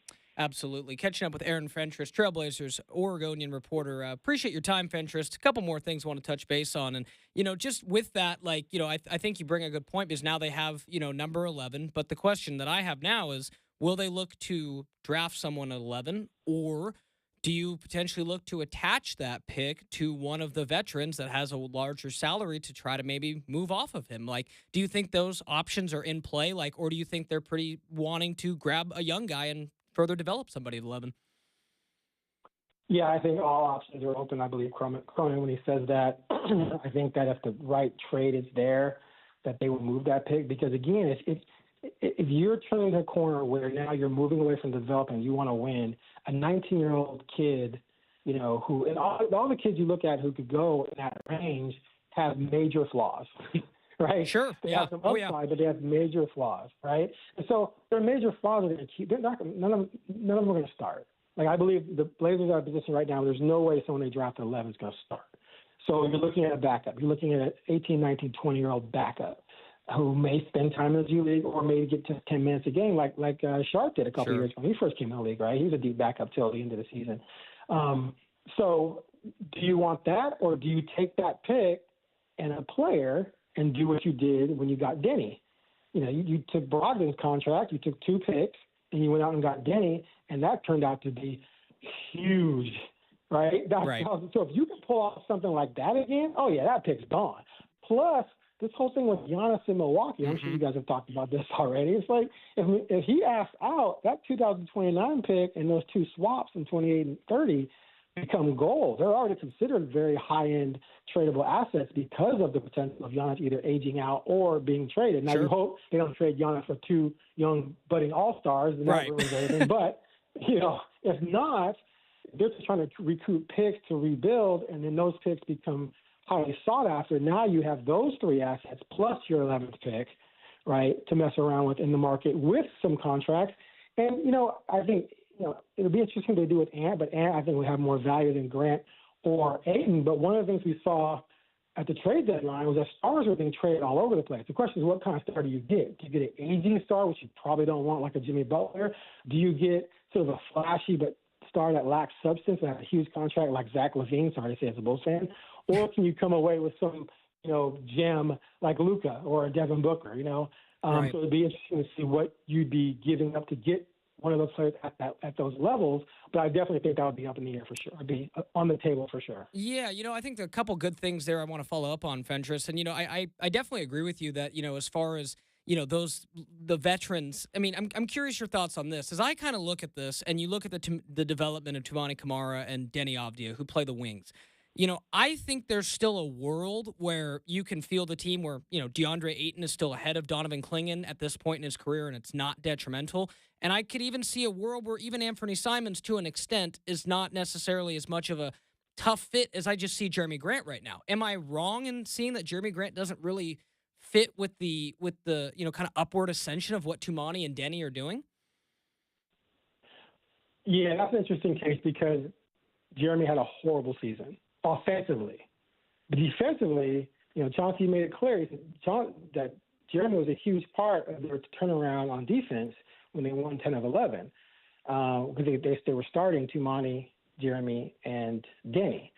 The problem is, like I said, Jeremy's offense went into the gutter. Now, Billups blamed that on them trying to eliminate as many mid-range jumpers as he used to take because that's how he got into rhythm for his deeper shots, which was an interesting thing. And I actually looked it up, and his shooting, his attempt, I can't remember the number off the top of my head. I wrote about it, but I can't remember it. But his number of attempts in the mid-range did fall off dramatically. Interesting. Compared to previous seasons. So, I believe Billups when he says that disrupted his offensive flow. So let's say he comes back next year and he figures it out within the system because Anthony had to make some adjustments too. Because Anthony's used to running sets and getting open for threes as opposed to running and pushing the pace. And he had to make that adjustment too. So if Jeremy comes back next year, which I think he very well may, right, and he makes the adjustment, I don't think it's a matter of does he fit. You end up having 3 startable forwards who all play defense and all can, in different ways, help on offense. So to me, I'm not just giving away Jeremy if I'm trying to win next year unless I'm getting something really valuable. Because if I move Jeremy and now my top 2 forwards are Denny and Tumani, who's my number 3 forward? Chris Murray? Right. Jabari Walker, no offense. I'm not feeling great about that. Right. So, and plus there's 96 minutes available at those 2 forward spots. And you can play Tumani at the 2 sometimes. He can be your backup 2 to Shaden, basically. He's played some 2. So I keep Jeremy, and I play all 3 of them 32 minutes a game. And I got defense, I got length, I got shooting, I got Denny pushing the pace, I got elite defense from Tumani. That's a great trio at the forward position to have. Yeah, no, something I was just curious about because, again, you look at, the contract and, obviously the age. Like, Jeremy Grant doesn't quite fit with the rest of the core and was obviously signed. Right, he doesn't.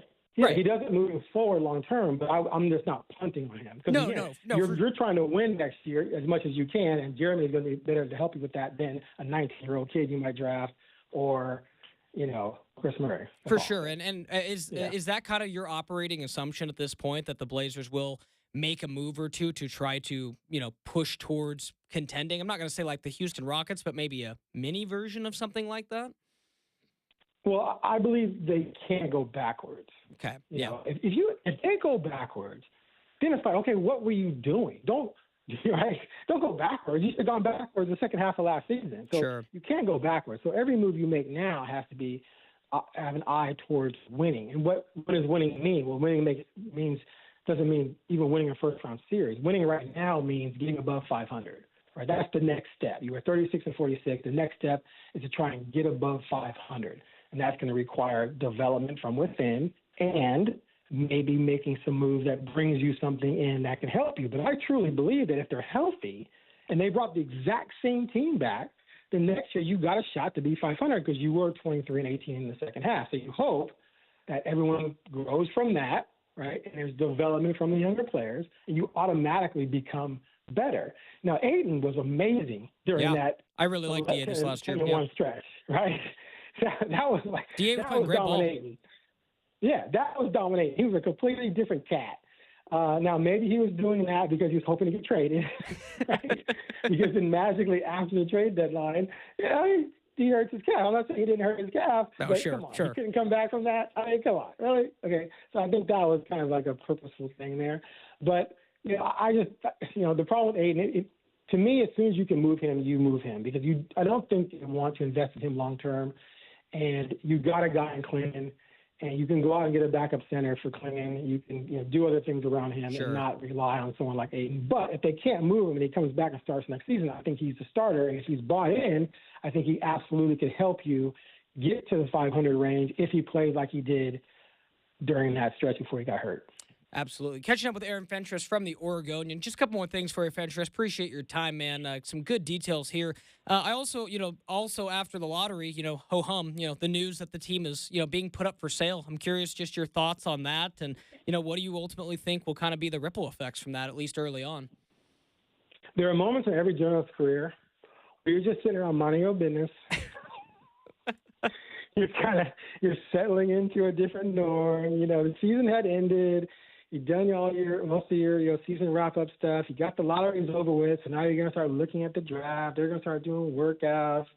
You're kind of easing into the flow of your offseason. Sure. And then for me, I'm lying on my couch. It's like 9 a.m. or whatever, and I'm thinking about, I'm going to write, something on, another post-lottery story, and I'm going to do a podcast with Craig Bernbach. Actually, we had one scheduled already for that day. On the Blazer Focus podcast, and then all of a sudden I hear a ding, and it's my in-house work email alerting me, and I just see the heading, "Estate puts Blazer up for sale," whatever it said. Dude, okay, the amount of emotions that went to me first was, damn, right? You got to be kidding. The other thing was like, oh, my God, what is this going to mean? What's going to happen? What are they going to sell to? You start thinking about all these possibilities. So, yeah, I was shocked. There's so many different ways to view this whole thing. First and foremost, it was going to happen eventually. We all knew that. But it just seemed like it wasn't going to happen anytime soon, given the things they were doing already with the Rose Garden in terms of, the video board is going to be upgraded this year, and they'd worked out a 5-year bridge agreement with the city to extend the lease for more renovations in the Rose Quarter and at Moda. And Jody was at every damn game. Dude, Jody was at every damn game when they sucked last year even. Like, she was there. She seemed invested. Burt Cole was invested. And it just seems like they were all in it in no hurry, right? And so for it to just come down the way it did like that without warning was stunning. But it's going to be a fascinating, 5, 6, 9, 10 months. And I just did an article looking at, 9 of the most recent sales in NBA history. And it could be 3 months. It could be a year. It could be a year and a half. You never know. But it's going to be interesting to see who comes in and buys it and how aggressive they are in trying to continue the renovations that were being planned with the Rip City project, our management, I should say, and move this thing forward. Yeah, one thing I've been asking pretty much everybody that I've been trying to get their take on, both local people, national people, and I'm just curious your take on this, Fentress, but, the consensus that I've gotten so far from just, like I said, local people, national people, is that it would shock them if Adam Silver and the NBA allowed an owner to even flirt with the idea of moving this franchise. Do you kind of agree, or do you think, something to have in the back of your dark cloud, back of the dark cloud mind? So I settled on a 95% sure that's never going to be a thing. I think, one, Adam Silver has made it clear he doesn't want teams moving around. 2, if you look at Seattle when it moved, the arena was garbage. So, like, the Blazers played in the Memorial, and there were no efforts to build a new arena, then the Blazers would be in trouble. Right. They could be gone, right? The Key Arena just had to be replaced. Sure. And there just was no movement to get that done. So there were problems there. And even still, they probably, Stearns probably shouldn't have let it happen the way he let it happen. So I think the NBA has learned from that. Also, Ballmer tried to take the Kings and move them to Sacramento, and that kind of got blocked. He ended up buying the Clippers. Sure. So, and the Kings had, so you have your arena issues and/or fan base issues. The Kings had fan base issues. Right? There wasn't much after the whole era where they kind of got screwed in the Lakers series allegedly by the referee. Since that era, it's been it's pretty down there. Whereas Rip City's rolling now. Even during the tanking, there's been some drop in attendance, of course. You go from the most popular player in franchise history to tanking. That's going to do that. But Rip City is rich and thick, and it's love for this team.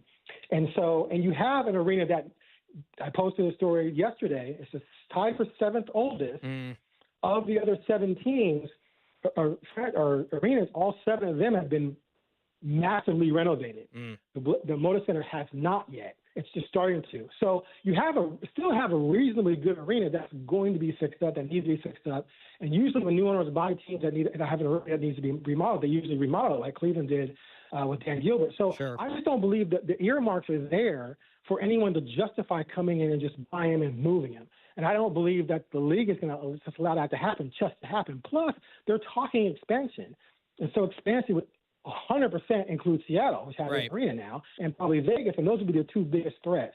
So I truly don't believe it's going to happen. I'm also going to give Jody Allen the benefit of the doubt that if she sells this team, if she thinks for a minute that the person she's selling to wants to move it somewhere, she's not going to do it. Yeah. Now, you could be lied to and fooled, but I would just be just shocked if she were to do something like that, because I don't believe Paul Allen would want that, and the money is going to Paul Allen's estate. Yeah, no, I feel the same way, and just getting more people. It seems like the consensus pretty much is that, Fentress, and I think back, like, it was an NBA PR disaster when the Sonics went to Oklahoma City and all that, and that's why I said I've had a bunch of people asking me recently, like, well, is it a possibility? Well, sure. Nothing's impossible, but I'm with you. I would be absolutely shocked. Fentress, great conversation, man. I got to go ahead and let it wrap up. We got to hit a break, but I appreciate your time, my man. It was great finally talking to you on this side of the mic for once, my friend, and look forward to doing it again sometime soon.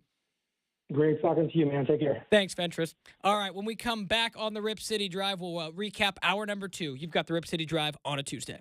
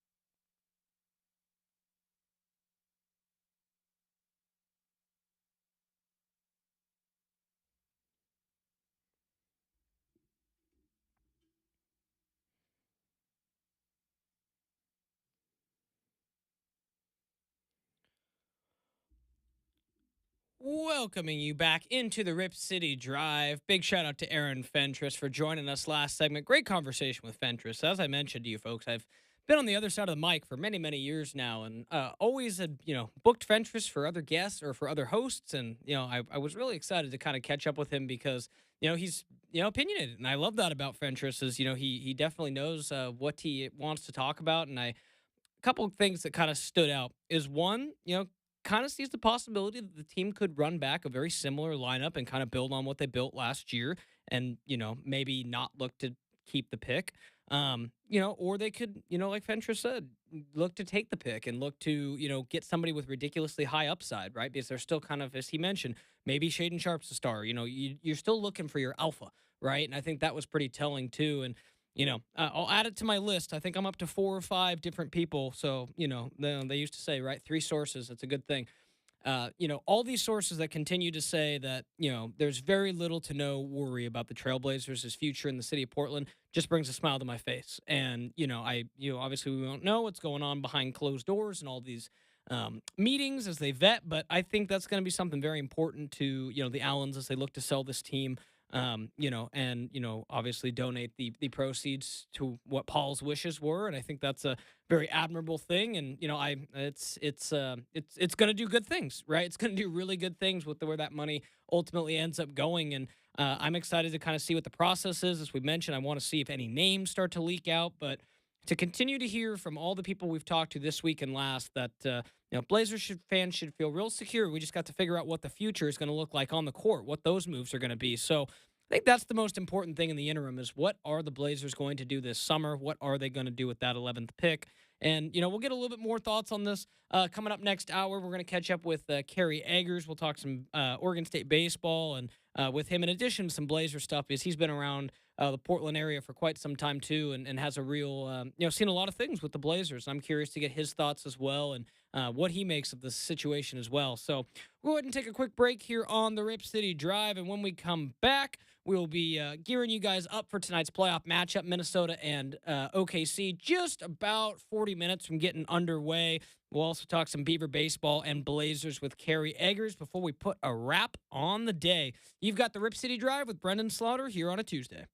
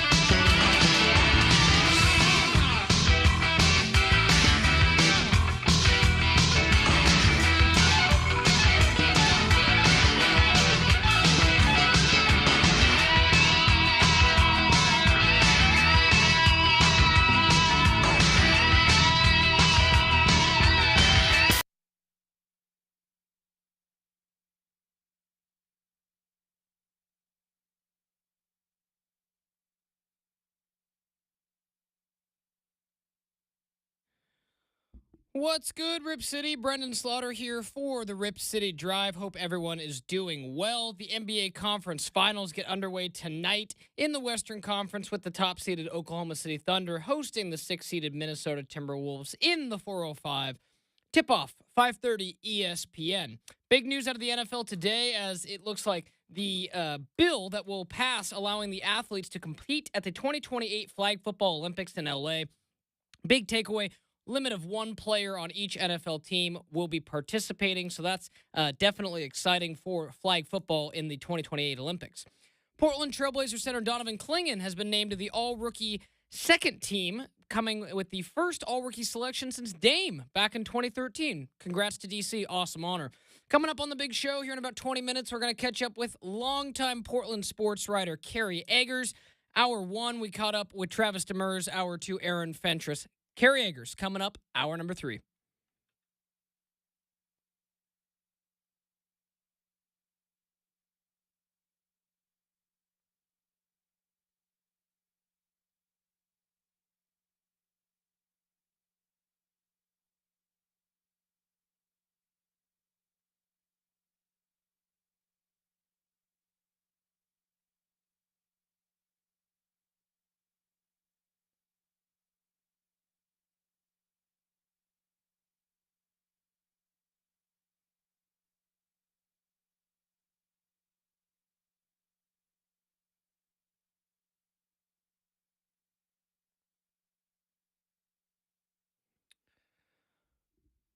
Welcoming you back into the Rip City Drive. Final hour here on a Tuesday afternoon. Hope everyone is having a great day so far. Big shout out to our guests so far on the program. Was awesome catching up with Travis Demers, TD in the first hour, voice of the Trailblazers, getting his thoughts on everything. Travis definitely keeping himself busy with his 2 young boys. And again, happy birthday to his oldest, Lincoln.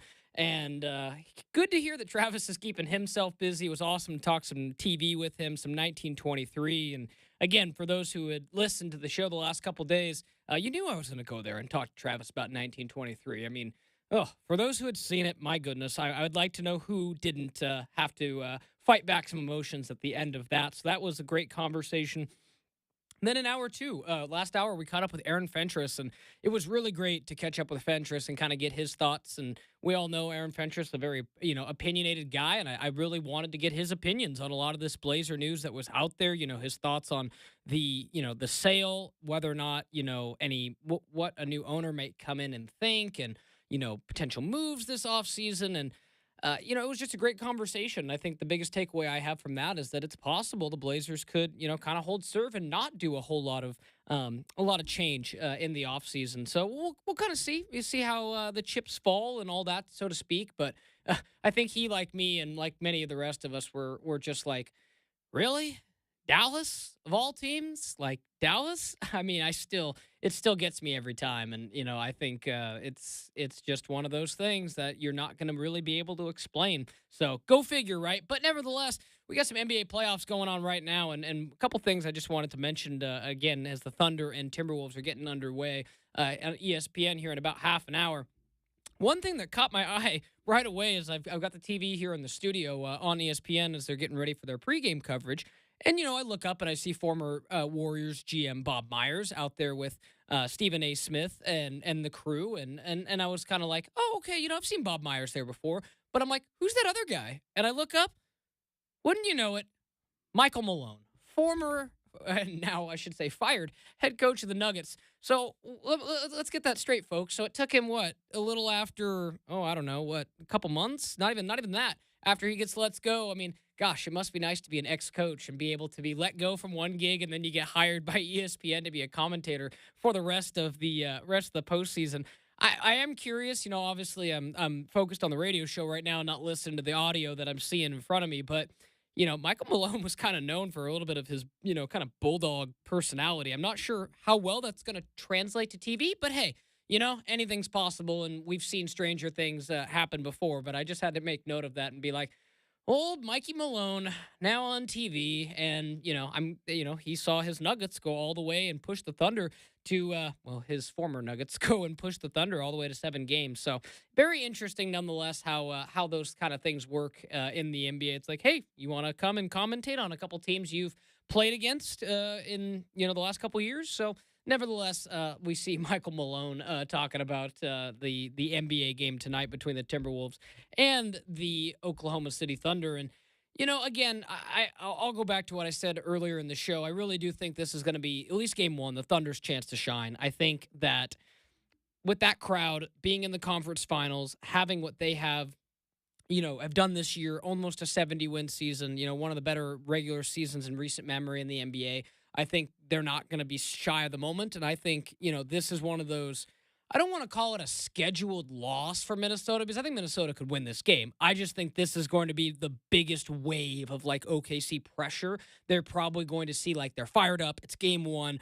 I think if Minnesota was going to try to steal a game, the game to steal might be like game two as opposed to game one. But, you never know how it works. If you're Minnesota, you have to steal one game, right? You're looking to hold serve on your home court, and then you have to steal a game if you want to truly take down the Thunder.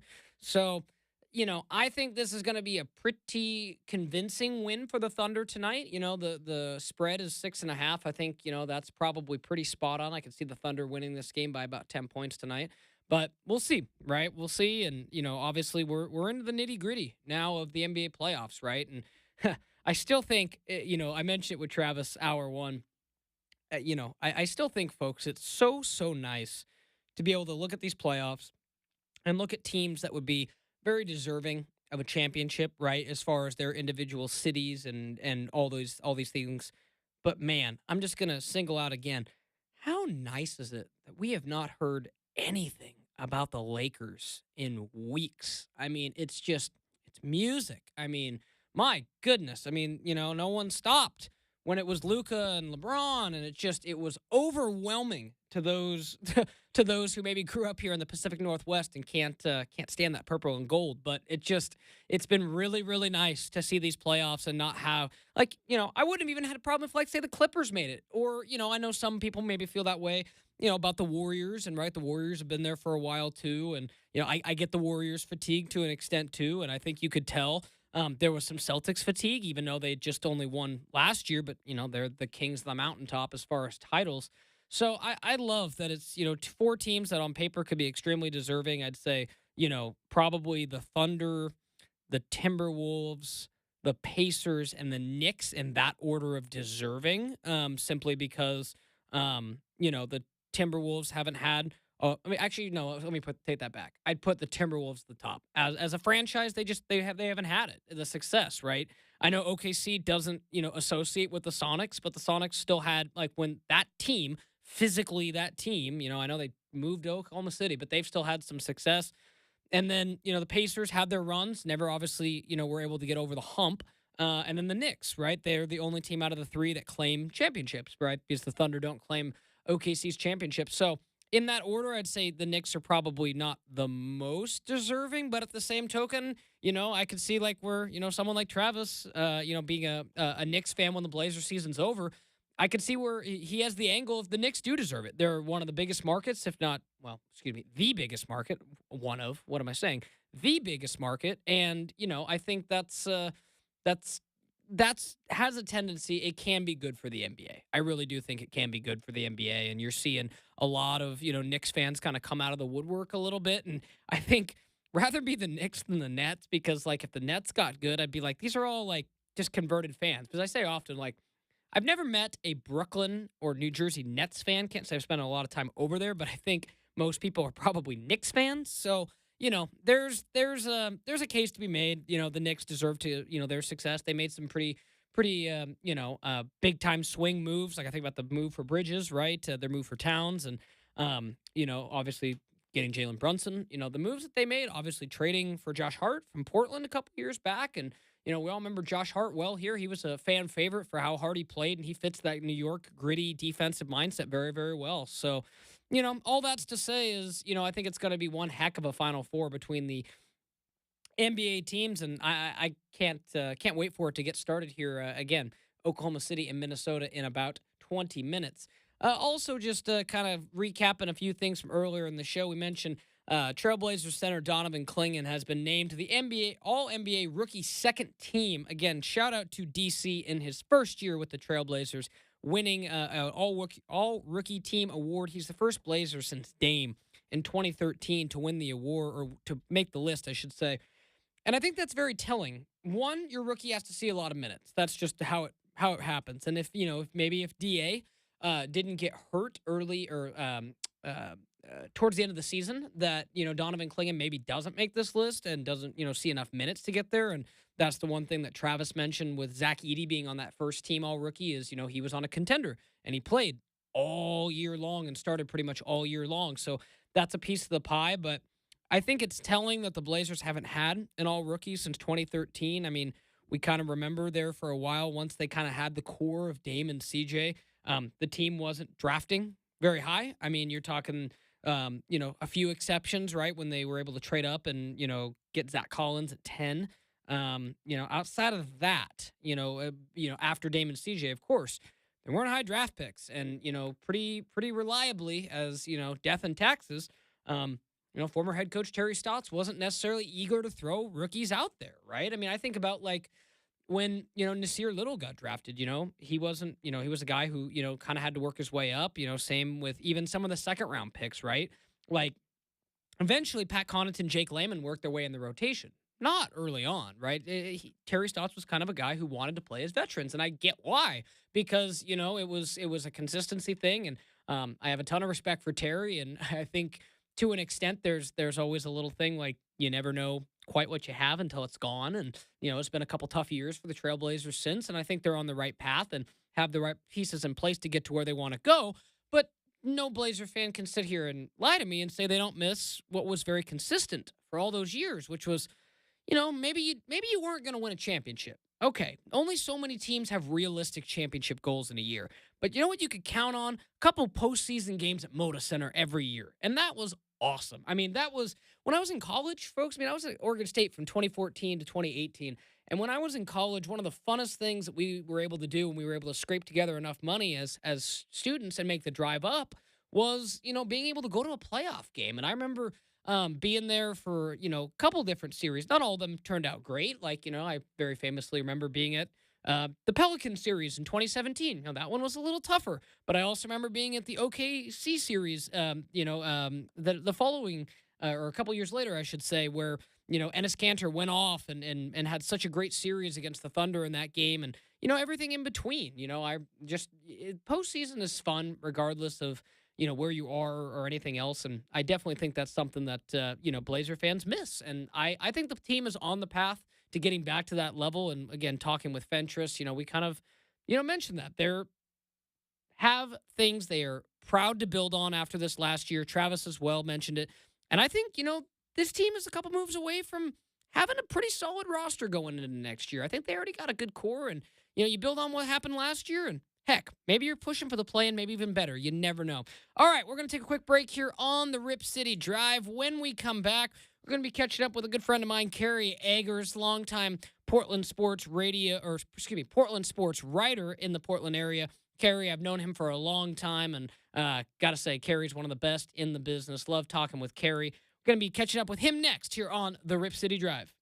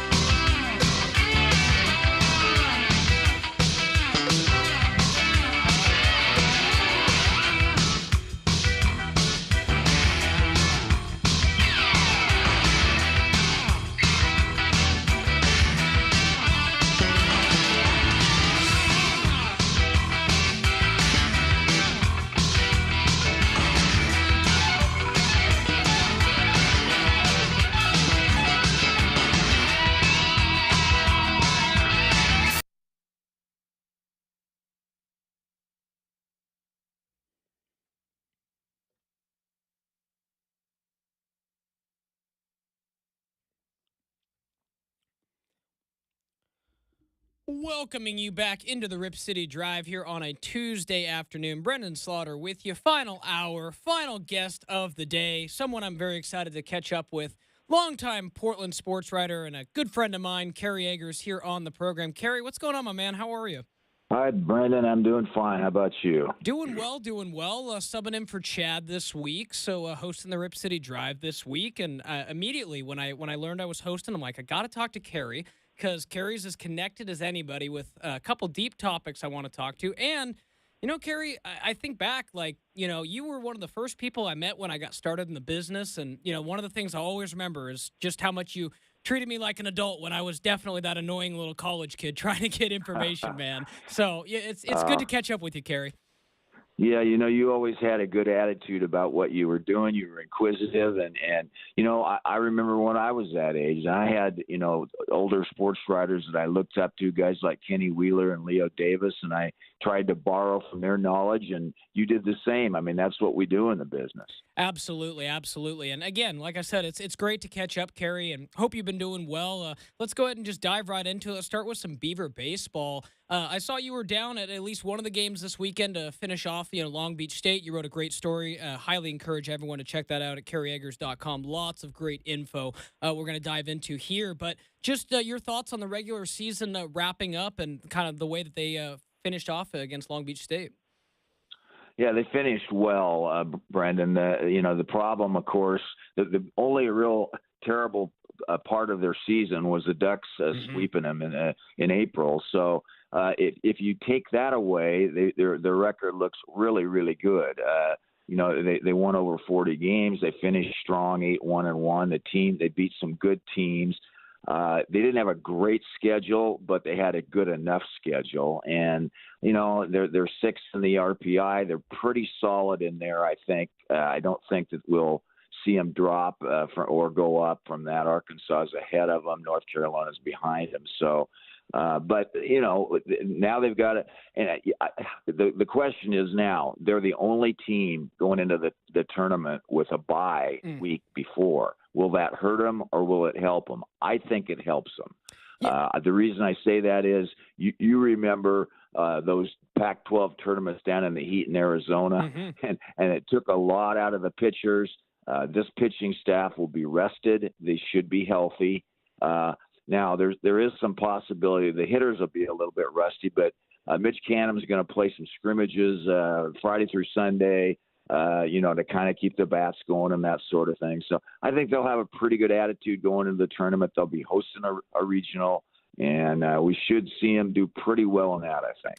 Yeah, you know, your thoughts there on the conference tournament, I couldn't agree more, Kerry. And you know, me personally, like I've kind of looked at some of the conference tournaments across the country and, you know, see where Oregon slots in. You know, I can't speak to exactly like what they were exactly, but I can remember like, you know, that starts in the middle of the week. You're sometimes playing on a Tuesday, Wednesday, Thursday, and before the postseason, you're not wanting to move up your weekend rotation guys that much. So it really does kind of cause some chaos, and I think the way it's designed is meant for teams who maybe aren't going to make it to make a run, right, and try to, you know, have a chance to win their conference tournament. But I kind of agree with you. No question. This year, no question about it. You're right on that. Yep. Yeah, no, this year it seems to me like it would maybe be nice for them to get a couple more wins, but outside of that, I think there could be more to lose if you were just one and done. Yeah, that's right. And that's been the way it's been for them in recent years. They come in with pretty good records, and they didn't have anything to gain. I don't know. I remember asking Mitch about it a couple of years ago. Why do you even play the tournament? Oh, you know, it's good for our prestige in our conference and money from the TV and so on. I don't think there was that much money involved. So I just think it was a mistake to be involved in. I think they're in a good position now, although they do need to be in a conference, that's for sure, going forward. Yeah, no, and it will be interesting to see, you know, that rebuilt Pac-12 in a couple of years, you know, what that does for baseball and obviously that too. Kerry, one thing I wanted to mention in your story that you wrote post-game, you hit on some great points, but the one that I wanted to circle on first is the confidence Mitch Canham had and that Oregon State's going to be a top 8 seed. Me personally, I think it's a little still in doubt. I think, you know, if you were to ask my gut feeling, they're probably going to end up as probably a 9 seed. Maybe you could squeak in as an 8, but I'm curious your thoughts because Mitch Canham felt very confident he would be hosting regionals and supers at Goss. Well, I think he is saying that from an optimistic standpoint. You know, Mitch, Yeah. he doesn't just think the glass is half full. He thinks it's about 15, 16 It's full, true. right? So, but they do have a chance. I don't know exactly the criteria by which the selection committee will make the decision. So I'm not really very educated on that. All I know is that the projections from the periodicals are that they're in the 11, 12 range right now. Will they move up past maybe a couple of these teams playing in tournaments lose in the first round? That might help them, but they may be on the outside looking in for a super. Yeah, and with that, Kerry, the latest D1 baseball projection came out. I love the work that those guys, Kendall Rogers and Aaron Fitt, do at D1 baseball. I think it's some of the best coverage out there. And their most recent projection, I believe it came out on Sunday night or Monday morning, one of the two. It had Oregon State as the 9 seed, Kerry, matched up with Oregon as the number 8 seed. And I'm just kind of curious if that held, I wouldn't surprise me if the committee did that, given there's kind of like maybe Oregon was a little bit better. They have the edge on Oregon State from the 4-game set. But this way, Oregon State, even if they won their regional, would only have to go to Eugene to play a super regional, which, as you know, Kerry, is not going down to the deep south to play a super regional, which I think is kind of that's something that statistically doesn't favor the Beavers as much. That's for sure, yeah. No, wouldn't that be something if the Ducks and the Beavers played in the Super in the state? It would be a great athletic event. I think the Beavers would have a lot of motivation playing the Ducks after what the Ducks did to them in April. When you compare the teams' records, it's actually pretty close. The Ducks finished very strong, obviously. They did. But when you break it into the quadrants, the interesting thing was that third quadrant, which is sort of the lesser teams, not the worst teams, sure, but the lesser teams. The Ducks played 31 of their games against those teams. So, that's an awful lot of teams, and they lost 9 of them. Oregon State was, 7-1 in the third quad. Okay, so they only played 8. So, to me, I thought their schedule was a little bit tougher than Oregon's. The Big Ten is not a great baseball conference, but boy, Oregon's got a lot of firepower. The one thing that Wasikowski has done is really made them a hitting team. Under George Horton, they were a pitching team and defense, and boy, they can hit now. They got a lot of good bats, and it would be an explosive series, I think, if the Beavers and the Ducks wound up playing in the Super. Oh, for sure. And Kerry, as you know, obviously being a Oregon State alum and publisher of BeaversEdge.com, I definitely like to see Oregon State succeed, especially in baseball. But game got to respect game. And I had a friend ask me recently, just give me the rundown on this Oregon team this year. And I said, Oregon State fans can't thumb their nose at this Oregon baseball team because Waz was a great hire for them. He has quietly built a pretty good program down there. And, they handed the Beavers their lunch in those 4 games. And, that's kind of the reason that I think this matchup would be super intriguing because – I'm no expert, Kerry, but I think it's really hard to beat a team 6, 7, 8 times when Oregon's already got 4 wins this year against Oregon State. I think they'd be very motivated. It's interesting, too, that both of them are ranked among the top 7 in most of the polls. You would think if that were the case, then maybe they should both host Supers. But, right. In regard to Wasikowski, I'm really impressed with him. I was at the game in Corvallis, and I went and, listened to him afterwards. And, boy, he was very humble about beating the Beavers 4 times, and he paid a lot of tribute to them and their 3 national titles and said, we're not even close to being there yet and so on, which I think is the right way to go rather than having a little braggadocio about sure. it. I just thought, this is the kind of guy that I can respect as a coach. Oh, I wholeheartedly agree. Again, it's, Oregon's trying to, that's maybe one of the few sports where Oregon State has a very clear edge on Oregon, and, it's history and all those things. And I think Oregon State fans are definitely a little superior to Oregon in baseball and feel that way, and understandably so, having 3 national titles since 2006. But, Kerry, I also want to get your thoughts on this. It's nothing new. But, you look at, the field of 64 and the host seeds, it almost feels like the game is kind of rigged against or, teams like Oregon State, even UCLA. how can you compete when they want 6, 7, or 8 of these national seeds to come out of the ACC or SEC? I mean, it is such a Southern sport sometimes. Yeah, 10 out of the top 15 schools from in RPI are from the SEC. Well, they've got more money, Brendan, than anybody, and they have pretty good tradition in most of those schools. So, I guess they deserve it. I certainly never pull for them in my heart. Right.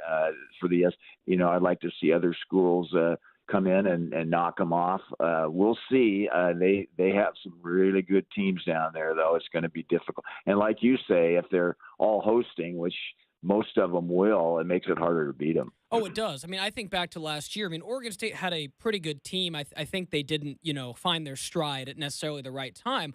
But that's kind of my theory is I haven't really seen a great example. I guess you could go back to 2007 when they went and, beat Virginia in the regional round and then got lucky with the way the bracket shook out to host at Goss. Yes. But just historically, whether I think back to a couple times down in LSU, in Kentucky last year, I mean, for a team like Oregon State, I think it's just, I hate to use weather as an excuse, but I think when you're used to playing baseball in a northern climate and then you go to where you're outside for about 10 minutes in late May, Carrie, and you're drenched in sweat, I think it's a different ball game. Yeah, it's funny when you mentioned Kentucky. I'm sure that super regional gives a lot of motivation to the Beaver coaching staff who they probably cannot believe that their team got 3 hits in those 2 games. Oh, it was shocking. It was, yeah. And so, this team is not actually quite as good a hitting team as last year. So they're not going to, if they get to the Super, I think I can pretty much guarantee that they get more than 3 hits in 2 games. Oh yeah, no, that was tough, man, and I got to give credit to Kentucky. They played really good, and as soon as they beat Oregon State, I was pulling for them. They had a good team last year, and we're seeing that with a lot of guys that got drafted. Catching up with Carrie Eggers here on the Rip City Drive. Carrie, just a couple more thoughts for you. In that piece, you also mentioned how Cannon Reeder has started to play really good baseball, and Trent Carraway kind of starting to find his groove. How important is it for the Beavers to have, really 1 through 9 guys who can go out there and get hits, especially with, the extended struggles of Dallas Macias, which you also wrote about in your piece? Yeah, I think they go real good about 1 through 6, Brendan, and then they've got guys that have struggled. Tice Peterson has kind of taken over for Jacob Craig. Craig's a home run basher, but he just strikes out too much, and so he has pretty much lost his job. But Reeder has come on and really done a great job, and I can tell he's got a lot of confidence. He's hitting home runs. Here's a kid who hardly played his first 2 years. This year he started on the bench and certainly went out and won a position and deserved it. So Singer is another guy that has been very important, the second baseman, excellent fielder. And of course, then you got the big guys, Arquette and Turley. Arquette has. I would put him in the class of any of the shortstops the Beavers have had, including Darwin Barney. Wow. Probably the best hitter of any of the shortstops and one of the very best fielders the Beavers have ever had. Yeah, he's been obviously great, and you think back to them landing him from Washington and the transfer, and that was a huge coup for Mitch Canham and co. And I generally, I think it's great to see that they're getting some guys, stepping up, because I think that was an area where it's times they needed to be a little bit better offensively. And we saw them kind of break through and have some bigger games against Long Beach State. But switching gears a little bit, Carrie, I think that they have, with Eric Segura and Dax Whitney and Ethan Kleinschmidt, I think they have a 1-2-3 punch that can keep them in games deep into the postseason. My curious thought that I want to ask you about is, how much confidence do you have in the bullpen? Because I was kind of optimistic when Nelson Keljo moved out of the starting lineup and kind of into that closer role. And then you kind of saw against Long Beach State, he didn't have his best stuff. So, I mean, how do you kind of think the bullpen is set up for a postseason run? Is it there, or do they still have more work to do, you think? Well, I do think they have more work to do. The guys that have been the most consistent out of the bullpen are Leif Palmer, the big sophomore right-hander, Wyatt Queen, and Kellen Oaks. Those are and then I think Zach Kamatz has done a pretty good job.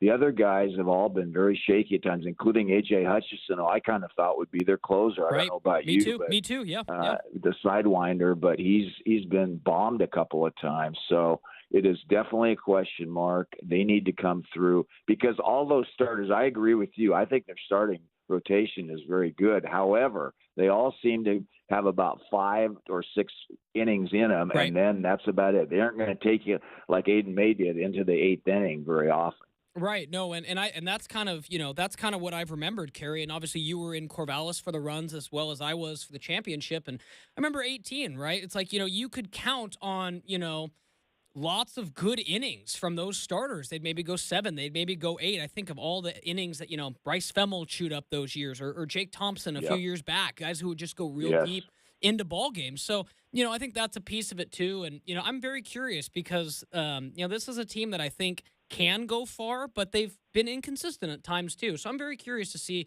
how the postseason ultimately shakes out for them.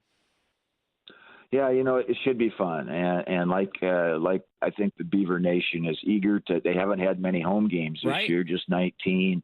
So I'm sure the stadium's going to be packed for the whole weekend, and there'll be a lot of enthusiasm for the Beavers that weekend. Couple more things here with our guest, Kerry Eggers. Again, you can find him at kerryeggers.com. Longtime Portland sports writer. Appreciate your time, Kerry. Let's switch some gears, talk a little bit about the Blazers here. I'm just curious now we've had a week out. Like, what was your reaction to them sliding back in the lottery and then having, of all teams, Dallas win it? Well, yeah, I mean, it's been so crazy. The lottery, the last 3 or 4 years, the odds against whoever gets the number 1 pick. So there was very little chance they were going to get number 1. I mean, I think they would have hoped for somewhere in the top 4 or 5, or at least the top 6, and now they wind up with 11. So they'll still get a pretty good player, but certainly not one of the very top guys. I'm not sure. I know I heard Joe Cronin say at the end of the season we'll definitely go for just the best player. They're not going to go for a position. They've got some pretty good players, pretty good young players everywhere. They don't have a superstar, but they've got a couple guys in Kamara and oh my gosh, I'm drawing a blank now. I haven't thought about. No, Denny and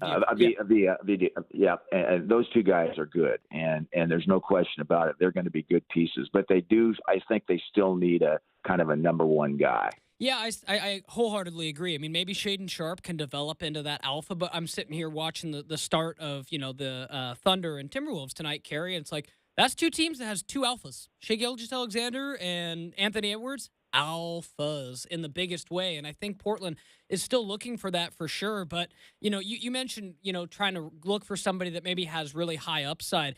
Do you think they will keep the pick, or do you think anything's kind of on the table based on what deals might come across Joe Cronin's desk? My guess would be anything's on the table, and Joe knows that he's going to have to produce now. We're going to have some new ownership here in the next year or so. They're going to be looking at the job he has done. He's done a pretty good job, I think, in adding some pieces, and also in developing these young guys. I mean, Kamara was a throw-in, and look what the kind of player he has become. So they've developed some good young players.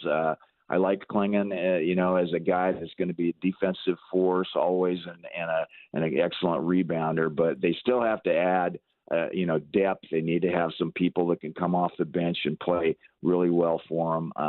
And getting that alpha player, that's not going to be easy. I don't know how they're going to do that. They would have to give up something very good to get that. It's easier said than done, and it's almost kind of comical to me years later that the Thunder were able to get one so easily. I don't know if they knew that Shai Gilgeous-Alexander would be the star that he was, but it's like, the highlight of that deal, Kerry, is like, okay, the Thunder are getting a decent player for Paul George, but they're getting 6 or 7 first-round picks, whatever it was. And it turned out that Shai turned out to be the star, so that worked out really well for them. But, I'm definitely curious to kind of see ultimately what happens, because that was my next question for you, was just what was your reaction to the news that the team would be put up for sale? Because it caught me by surprise, Gary. I wasn't expecting it when they, a couple years ago were like, well, it could take up to 10 years. I don't think any of us saw it coming.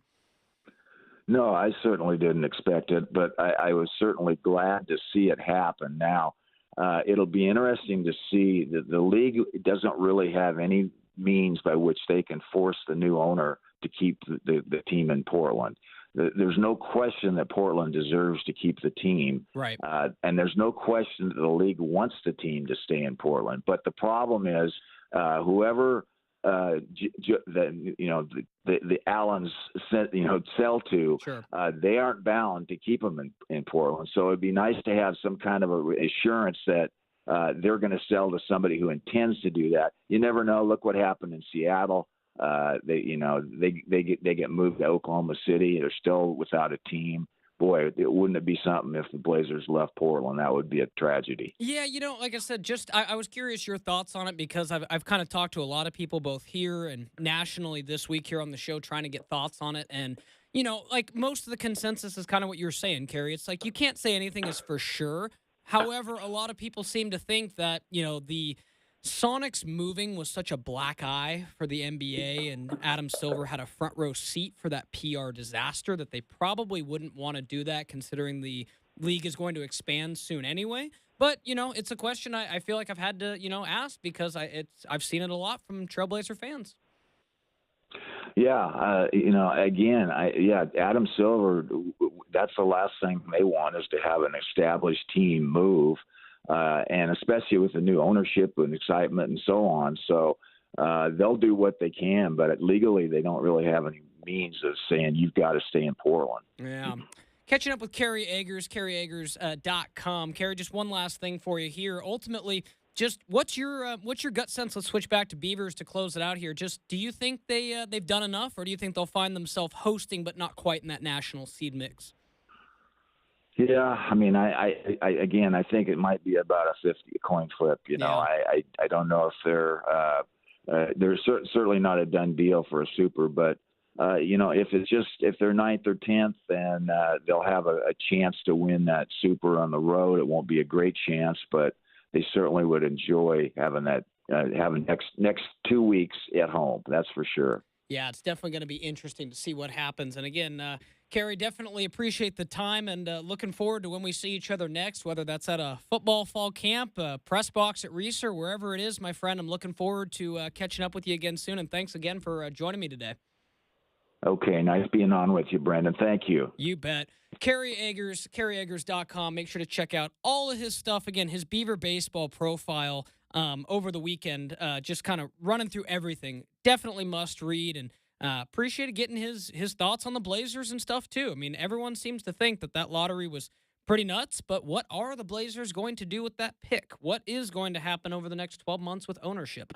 That is very much the question. But we'll go ahead and take a quick break here on the Rip City Drive. When we come back, we'll wrap up the show.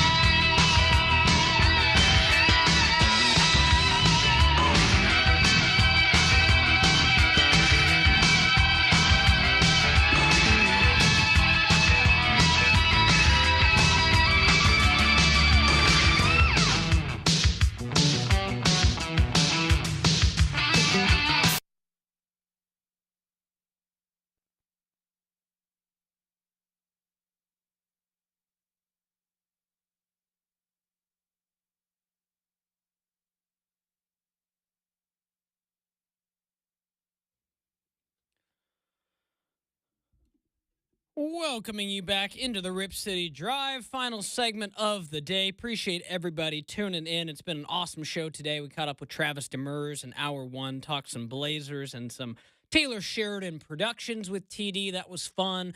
Hour two, caught up with Aaron Fentress, talked a little bit of everything Blazers, NBA playoffs, and more. And then last segment, just caught up with Kerry Eggers. Great to catch up with Kerry. I've known him for, as long as I've pretty much been in the business. And I know that's not the longest time, me being one of the younger guys out here.